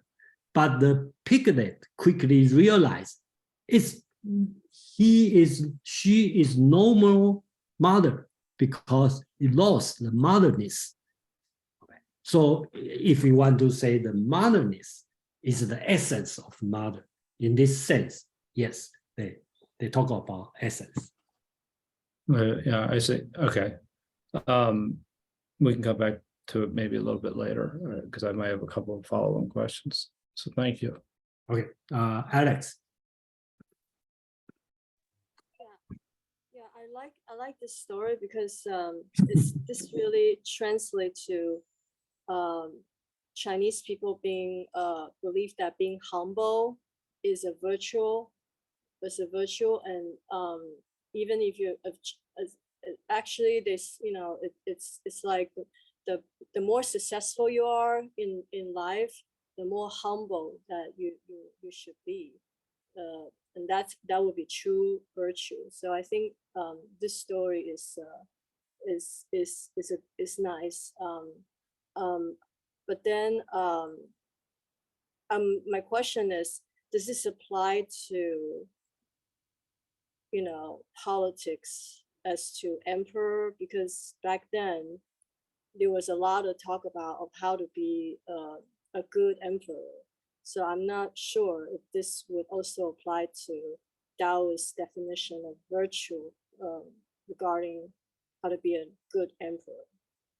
Okay, thank you very much. And James, I put you on hold for a moment. Let me show another slide to answer Alex's question. So let me see this one. Okay, so that's the ending of the story. We haven't finished the story yet. Okay, back to Alex's question, right, about politics. Okay, chapter 7, so-called philosopher king, is Zhuang Zi's political thinking. Okay, so how to be the ruler. Okay, that will be the topic, but that will be the last chapter, so we're not going to deal today. But here you can see a lot of some hint here. Someday after, so Confucius already explained what's the meaning of the perfect character, what's unmanifested virtue. So someday later, Duke I related to his conversation to what's the person? Minzi. Minzi is his court minister, and said, formerly when I sat on the throne to rule the world, held the reign and took care of the people, I thought this is most perfect. Okay, I'm the king, I do something, right? Now, when I heard the same saying of perfect man from Confucius, which is perfect character and unmanifested virtue, I'm afraid that I have no real virtue, and that by using myself too lightly, I may ruin my state. Okay, that's his reflection. And he finally said, Confucius and I are not prince and subject, but mere friends in virtue. So here is break out from the Confucius teaching about virtue. Confucius' teaching is very important. Remain the hierarchical, right, relation. You are the prince and the subject. They have their relation, superior and inferior, this relation. So the virtue is to maintain this relationship. Taoism's teaching is totally different. So here is reflect Zhuangzi's thinking, right? The Duke I, the Lord, said, I thought, okay, I'm the prince, he is the subject. But right now I understand, in virtue, in the inner world, we are friends. Okay, so I think here start to break out the difference between the concept of virtue, all right, from Confucius' teaching. All right, so Jones, please. Oh, not Joe, sorry, James. Thank you. Yeah, I thought that if you could go back to the original slide you were at, I just thought that this was a kind of a mechanical description of a system. The idea of destiny sort of comes in as the cause of things, and it's kind of like a trick, right? That's that's almost like Descartes' God, right? The everything is going along fine. You're an individual. You think, therefore you are, and you define your sort of situation the way you like it, and but then there's behind the curtain, there's always God. God takes care of the stuff behind the curtain. That's where destiny comes in here. So could you go back to that slide? I think it's a couple slides back where you were. Perfect character. Yeah. Not Perfect character. The last one. Yeah.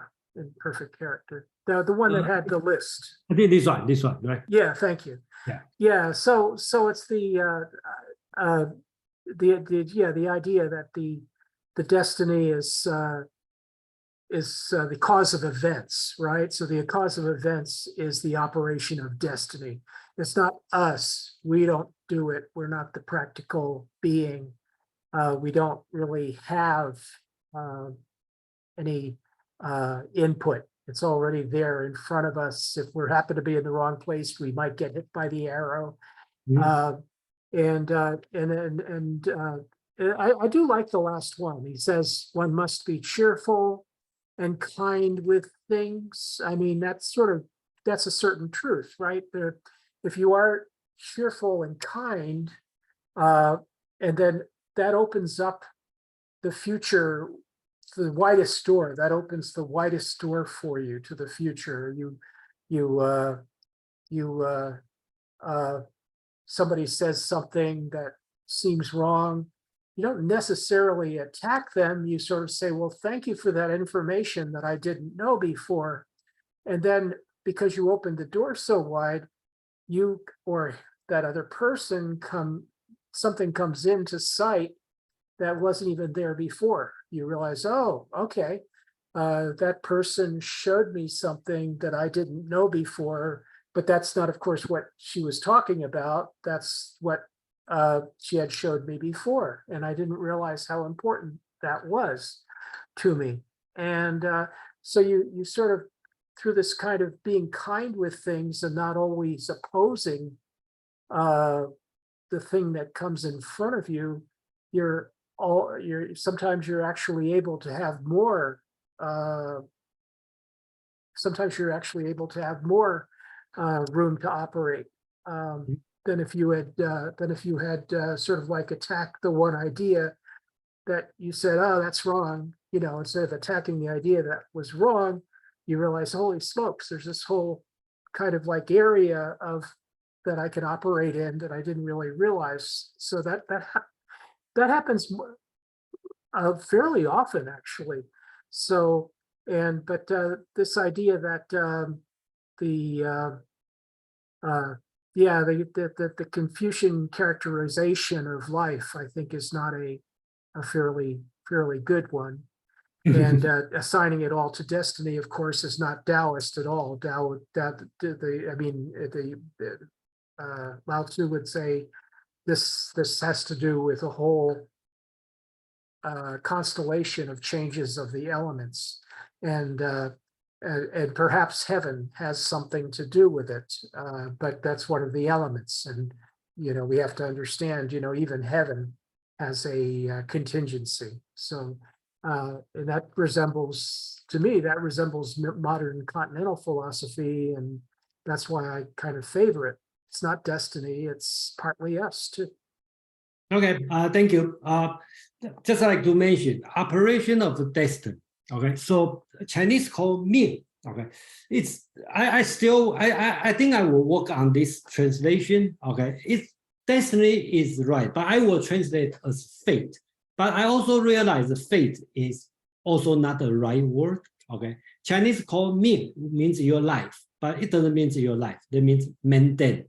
Okay, but it's not really a mandate. So I think it's hard. Okay, so sorry, I don't find it a very good word. And so far, destiny probably a good one at this moment. Trevor, please.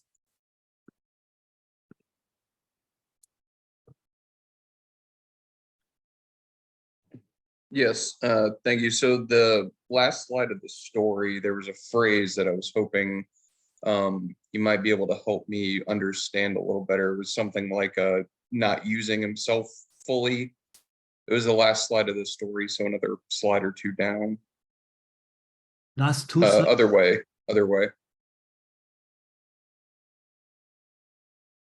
This one? No, one further, I think. Yes, that one. When he's talking about by using myself too lightly, I was wondering if you might help expound on that and help explain what that means. Okay, I have to look at the Chinese too, because I want to make sure the translation not misleading anyone. Okay, the Chinese word he talking about, he only care, okay, about his body. Okay, so here he implied the external. He only pay attention on the external, means his body, his position, okay, as a ruler. Okay, so he think I'm in the perfect situation, but after talking to Confucius, I realized I take care of this one too lightly. Okay, and actually it's dangerous. I may ruin my state. I think that's he meant. I'm afraid I don't have real. Hold on. Actually, I think it could be referring to the last slide. This one. You see in the last slide, it says, inner peace, preserve and no disturbance. Virtue is a perfect man as virtue. Such a man is worthy. So it sounds like a balance is the virtue of still water. But if you're a prince, if you are, a ruler of the state, it's almost impossible to just be still water. And I think maybe that's why he says that, he's not I'm sorry, can you go down to the next Oh, okay, slide? I got your point, Alex. Okay, so I think that's why he said, I may ruin my state if I don't do anything. And therefore, as a state ruler, I must act, and therefore I cannot just be still water. And therefore, okay, I got your point. Yeah, I got your point. Yeah. Well, I had to mimic the Taoist teacher, right? I should claim I have no knowledge on this because it's up to you how to explain. And either way is fine, either way, because all the scholars even have no really consensus on how to do it. But I like what Alex talking about to relate it to still water and as a ruler, right? Can I be a still water? Which way is the way? I don't know. I don't know. We got the answer yet. So, Trevor, I hope we sort of address your question. Yes, I was looking for a different way to read that or understand that, because I guess the exact words that they use for the translation were a little difficult for me to grasp what they were trying to get across. But Okay. That's a good way to view it.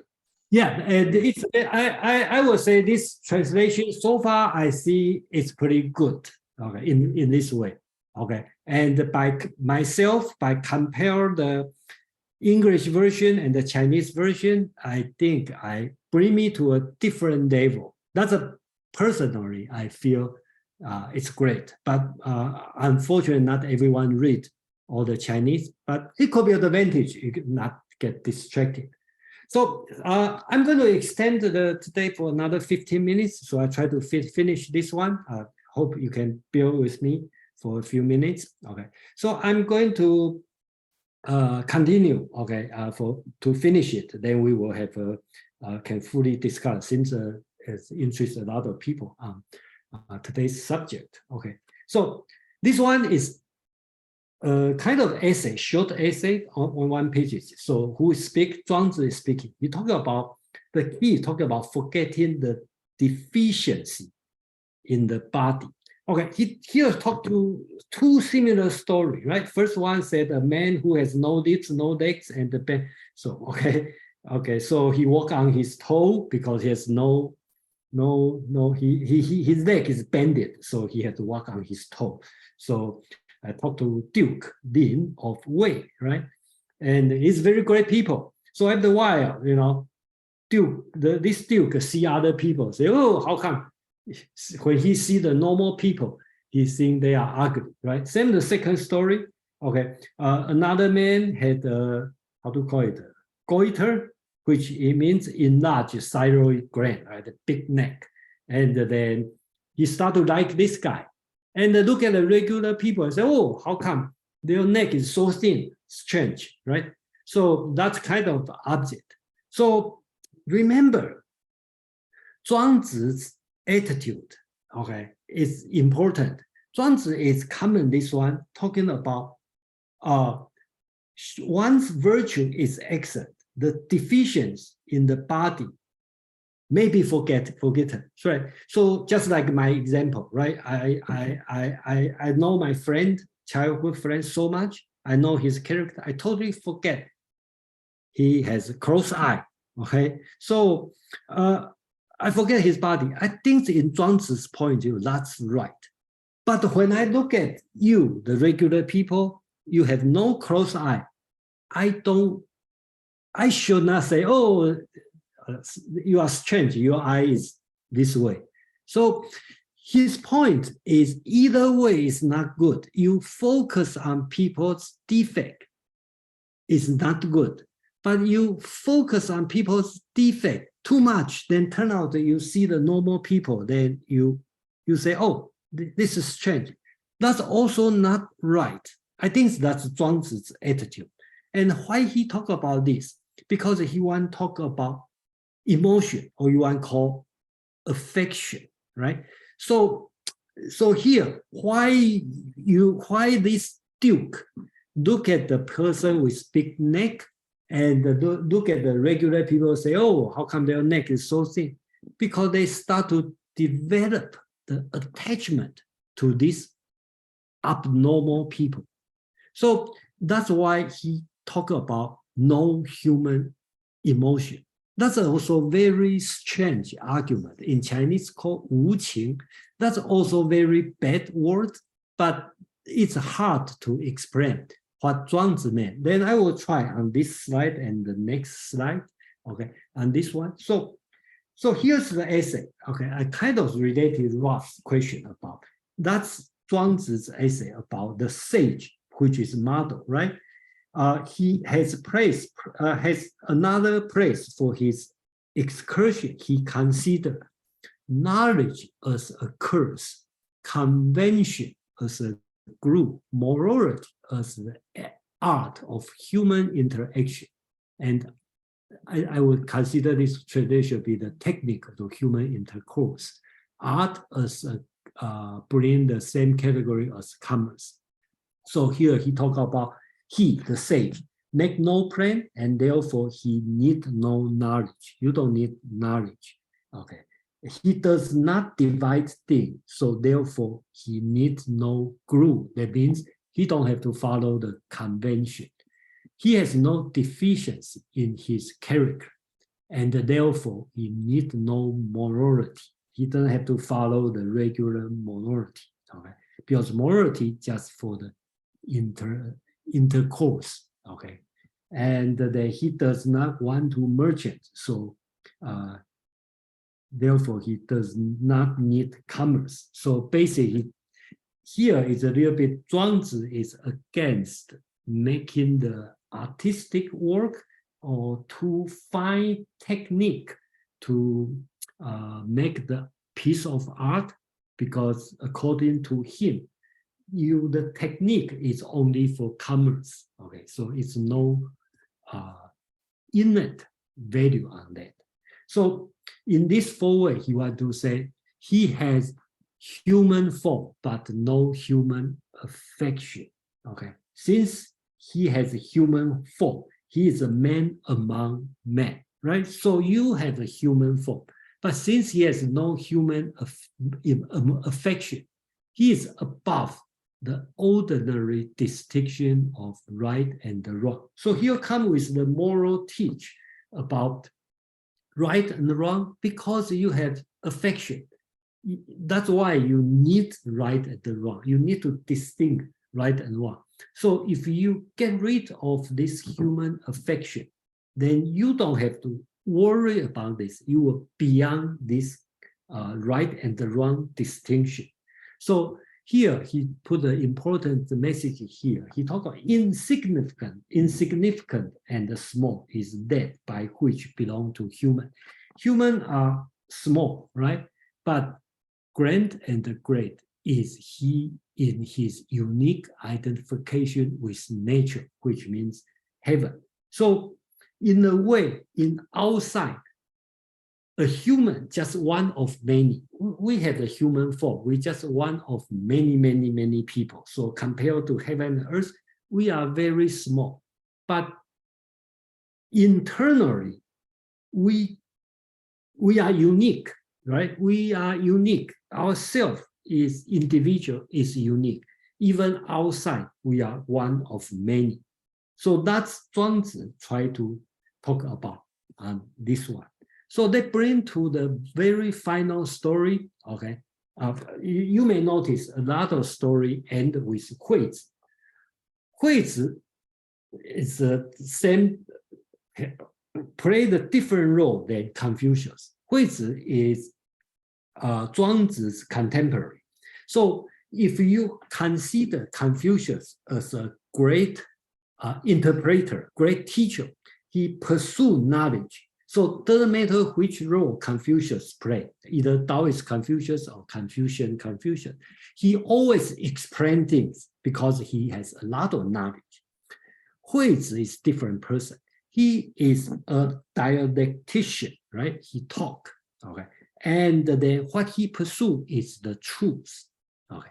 Then Zhuangzi is going to reject this one, same as Zhuangzi reject Confucius. If Zhuangzi reject Tao is the highest virtue we have to pursue, not knowledge. And Huizi, since he is a dialectician, so dialectician, right? So he pursued the truth. That's use Aristotle's definition. Dialectician is pursuing the truth. Zhuangzi also reject this one. He think, okay, pursuing Tao, practicing Tao is the highest virtue, not the truth. So here, back to the Huizi, going to ask Zhuangzi the question, right? Kind of follow the previous one about the human affection. So are there men who have no affection? Basically, he is referring to the previous slide, Zhuangzi talking about human has no emotion, no affection, right? Zhuangzi say yes, okay. So Huizi is going to reply because he tried to find the truth. If a human has no affection, right, how can he become a man, right? And Zhuangzi's answer is Tao give him appearance, and the nature, basically is tian or heaven, give him the form. He's a man, right? Appearance, mao, means your face. So that's your individual part. Body, he assumes everybody is still the same. Okay, so that's the nature give to you. So Huizi is going to reply, since he is called man, how can he be without affection, or you want to call emotion, right? Since he has the body, then man must have the emotion on that. So here's the last one. So here's Zhuangzi's reply, okay? That is not what I mean, affection or emotion. When I say a man is without affection, I mean this. Here's important lesson to take away that Zhuangzi explain about emotion. Okay, you don't have to agree on this, but please just listen to this. Zhuangzi talk about when people has no emotion, it's not means you are a cold people, no compassion. That's what he means. Who does not inflict internal injuries upon his with desire and aversion, right? Your personal desire and aversion, you will not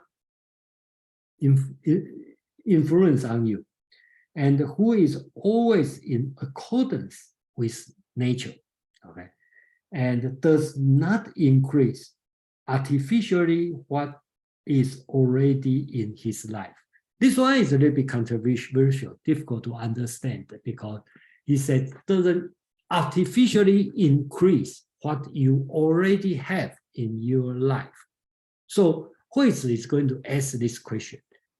If he does nothing to increase what already in his life, how can he maintain it? So this one is a question like this.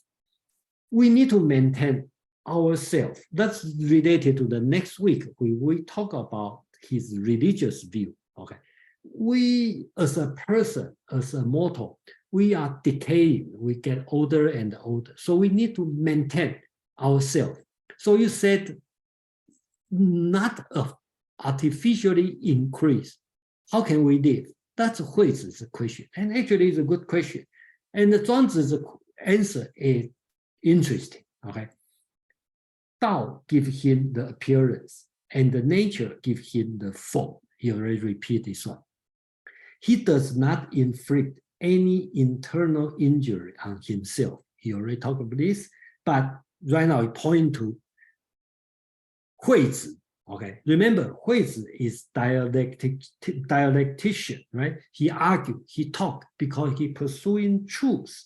So Zhuangzi is going to blame on Huizi, say, but you devote yourself to external, you keep arguing, right? Wear out your vitality, okay? So that's how you decay. You prompt yourself against the tree and the matter. He talked about complaining, preaching, right? He talked so much and lean over the table and sleep. That's why you got tired, you fall asleep on the tree, right?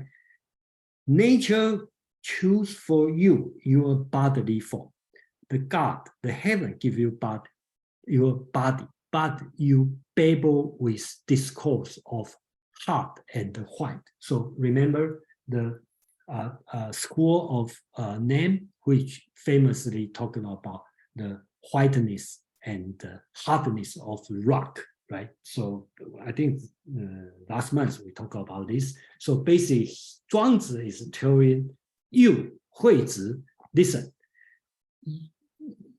you talk too much, you keep pursuing truth. That's why you decay. But the heaven, the nature already give you a body. Okay, so you don't pursuing Tao, maintain your body, but you waste your energy. Then that's wrong. Okay, so Zhuangzi end of his virtual this chapter here.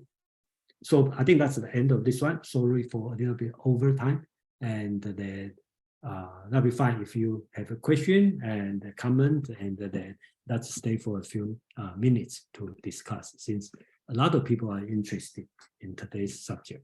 Madeline, please. Yes, thank you. So that was those last few sentences were just a bang up ending to the chapter, because they brought in and they brought in references to all these previous things. On some visceral sense, it seems there are some images that repeat throughout. So there is the sage who collects people around him like clods of earth. There's the mirror that does not collect dust if it is truly bright.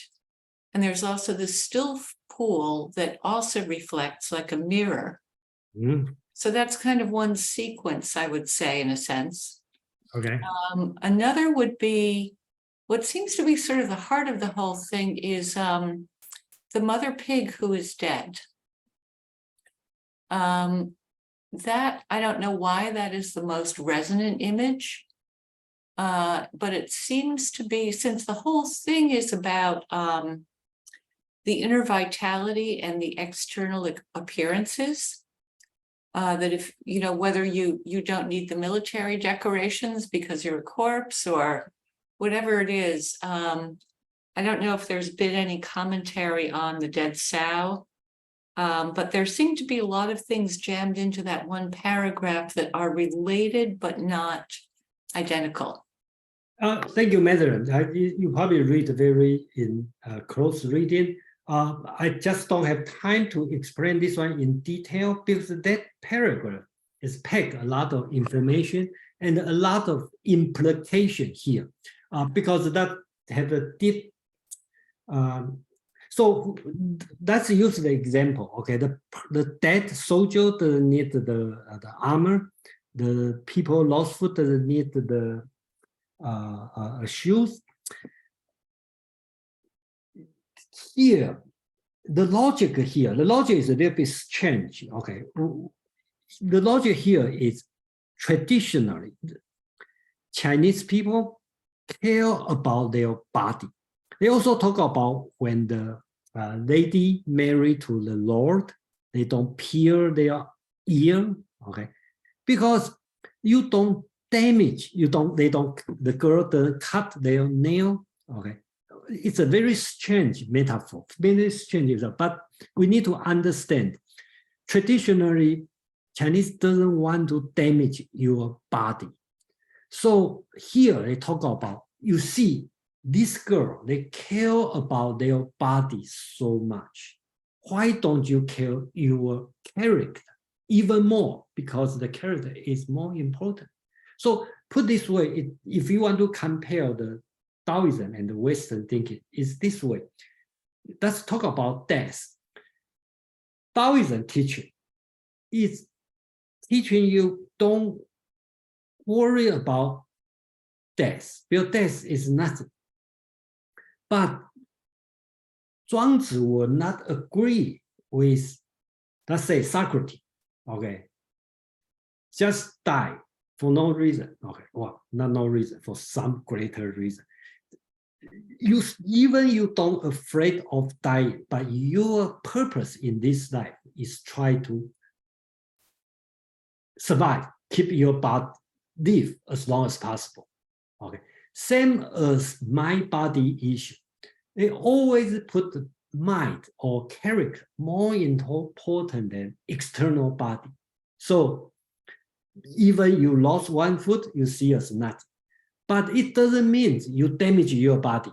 You still protect your body, still keep your body intact. Okay, that's still a high priority. You still keep it. You don't sacrifice your body to achieve the virtue or the inner part, but you put your more inner parts more important than your outer part. Okay, so I think that's the hard part in this example. Okay, the Confucius teaching. It's difficult, it's hard, it needs a lot of time to understand, and then I just have to stop here. And yeah, I hope, Madam, yeah, it's answer your question. Yeah. It did, especially the part about the nails and the ears. That was that illuminated a lot. Thank you. Yeah, it's a very difficult part because you see, Confucius also teach, okay, don't damage your body. Okay, but his reason is different.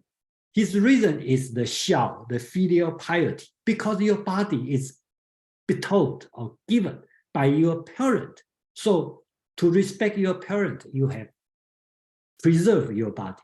So in Chinese tradition, preserving your body is so important.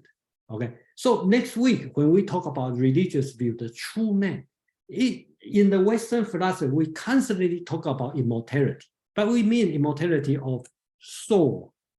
But I kind of feel in the Taoism, religious Taoism, talk about immortality of body. Okay, so I think that's the very thing. So it's the kind of this body thinking is very deep rooted in the ancient Chinese thinking. That's my understanding here. Joe, please. There's just one question I have really quickly. It was based on the slide. I believe it was after the pigness slide, and it was talking about perfect balance. Being in perfect balance. Okay, go ahead. What does that actually mean? As far as I know, it means being virtuous, but I mean, it sounded like when I was reading it, if I remember correctly, I read like temperance, but I don't know if it was deeper than just that. Oh, okay, I got your point. You read as a temperance, okay, so you keep balance.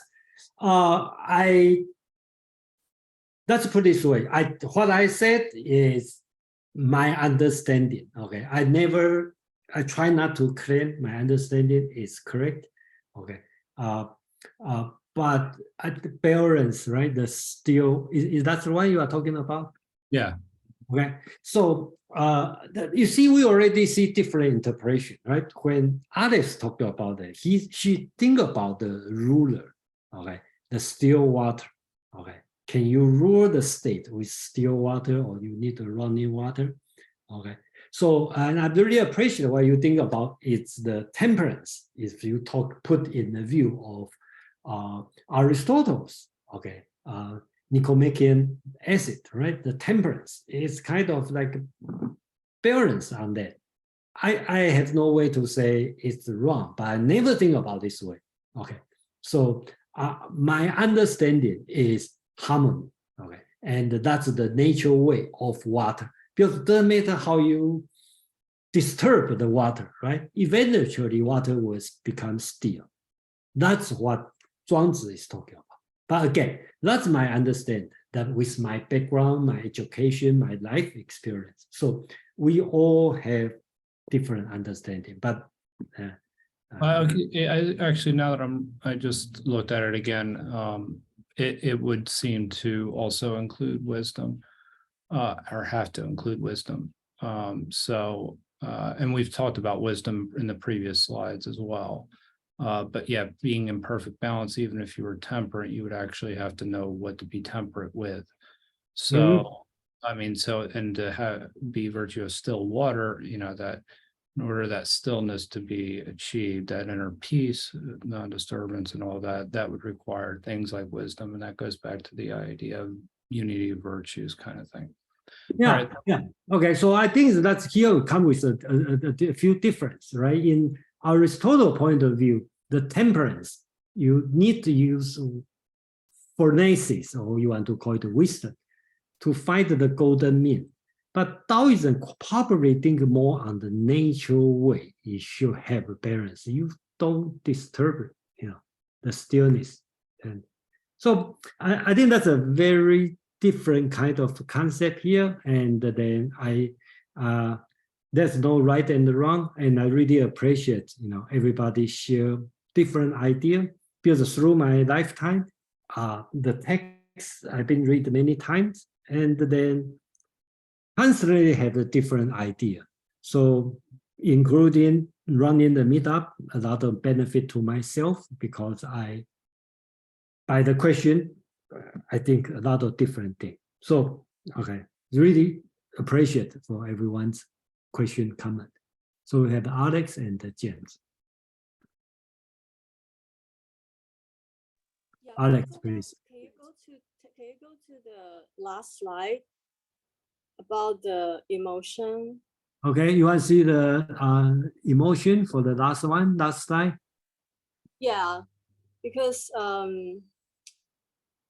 I think out of all the stories, this is the probably for me the most controversial and a little bit difficult to understand. I think what I'm just sharing how my thinking with you, and my personal idea is that it's not really no emotion. Okay. It's really, when we're studying Qin Shi Huang, Emperor Qin, the first emperor of China, it wasn't big. It's not like he had no emotion, but he was a very effective leader because he was impartial. That was one of his strongest traits, that he did not, just because you're my mother or my brother or my general, so you have my affection. No, he was very impartial, and he also ruled with still water. I still remember one of your slides in the past. I don't remember who said it, but one of the philosophers, I think maybe it's Mozi, that Okay. you have to rule with non-action. It has to do with non-action. I forgot which school of philosophy. No, Lao Tzu, Taoism. So non-action, right? Action doesn't really mean that you don't do nothing. It really means that you observe without any action and wait for things to unfold. Let the nature unfold itself, let the events unfold itself, and at the right moment, you strike at the right moment, you suddenly make the final act, and as well as the no emotion. The non-emotion, I really think, because I read another book by a Hong Kong author talking about Taoism, and this really tie into the basic fundamental idea that nature has no emotion. The world has no emotion. You know, when the thunder comes, when there's an earthquake, is it because the you know, some Westerners will think that, oh, why does God bestow this atrocity on us? But you know, in a Taoist world, of course, there's no idol. There's no God. It's just nature and how nature works, how the world works, and therefore, to equate non-emotion as to how the nature works is kind of to tell yourself that you must, try to be one with nature, because nature doesn't, it's not like it has no emotion. It just does it what it does. It happens and it happens, and that we should, let things unfold without interfering. And I think the word that I really want to say is impartiality. That you don't, father, mother, brother, sister, once you start having more affection for someone else, especially if, a lot of people probably have family issues and, or friends or whatever, you like this one more than the other, then there's a lot of problems starts. So I think being impartial is a virtue, because that means you don't try to take sides, you try to, think things in more equal ways. And the truth of the matter is, in the referring to nature, such sunshine, raining, it has no temperament. It just happens the way it is. And that, to Taoism is all about, as close to nature as possible. And therefore, I think this no emotion is not really saying that, oh, we should be cruel. No, that's not, I mean, for me, that's not, it's impartiality. And that we do, like when things come through, if suddenly you're involved, then you just let things, unfold, and you take part in it, whatever it is. I think that's what it's saying. It's not really no emotion, like then you're a psychopath or something, Yeah, okay. Thank you, Alex. Yeah, I think I do expect a lot of people will see, even especially reading in Chinese, right? The 无情, right? That's a very, very controversial word. Okay, but thank you very much to point out this one. That's one subject I really like to talk about, but I haven't know how to do it. Because I should send you my book, because this book by the Hong Kong author, okay, send me the link of the book, so I would like to read it.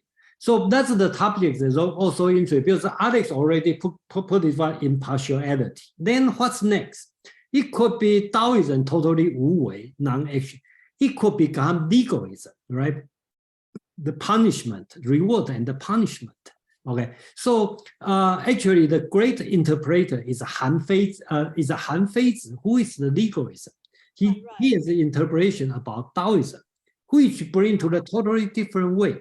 But I will stop this subject here because it's a difficult subject, and then when I feel it's ready, and then probably I will bring up this subject as a special way to interpret Taoism.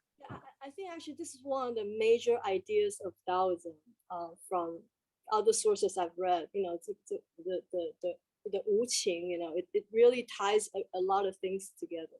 Yeah. So maybe. Okay. Thank you. And now we have James. Okay, you have the final word. You take home. Oh, thank you. Yeah. No. Well, I think to me, the feelings are really important. So when we. So you're against the 无情, the no feeling. So. Yeah, I think the feelings are always there, and they're always essential, because this is what helps us. This is essential to us. We inject the feelings. We don't have the perfect existence of a stick of wood or of a Hewlett Packard printer or anything like that. We are kind of on the directing and receiving end of things. And I think in the Tao system, understanding it as a kind of this classic Chinese system of the elements and nature operating on its own. And I don't know that the earth doesn't have feelings. I'm kind of sympathetic to the people that have those kinds of thoughts, because obviously other animals have feelings. So we can sort of reflect back on other beings that way. We don't just, we're not the sole possessor of feelings here. And our feelings are what cause us to be capable of doing good in the world, of doing good or evil. We can, because of the feelings are kind of like an assistance to us in terms of directing our minds towards compatibility and care for others and becoming involved in existence. Okay. And, yeah. Yeah. Sorry, I interrupted. Let me ask you a quick question. Okay. Do you think Oscar Wilde? You know him, right? Yeah.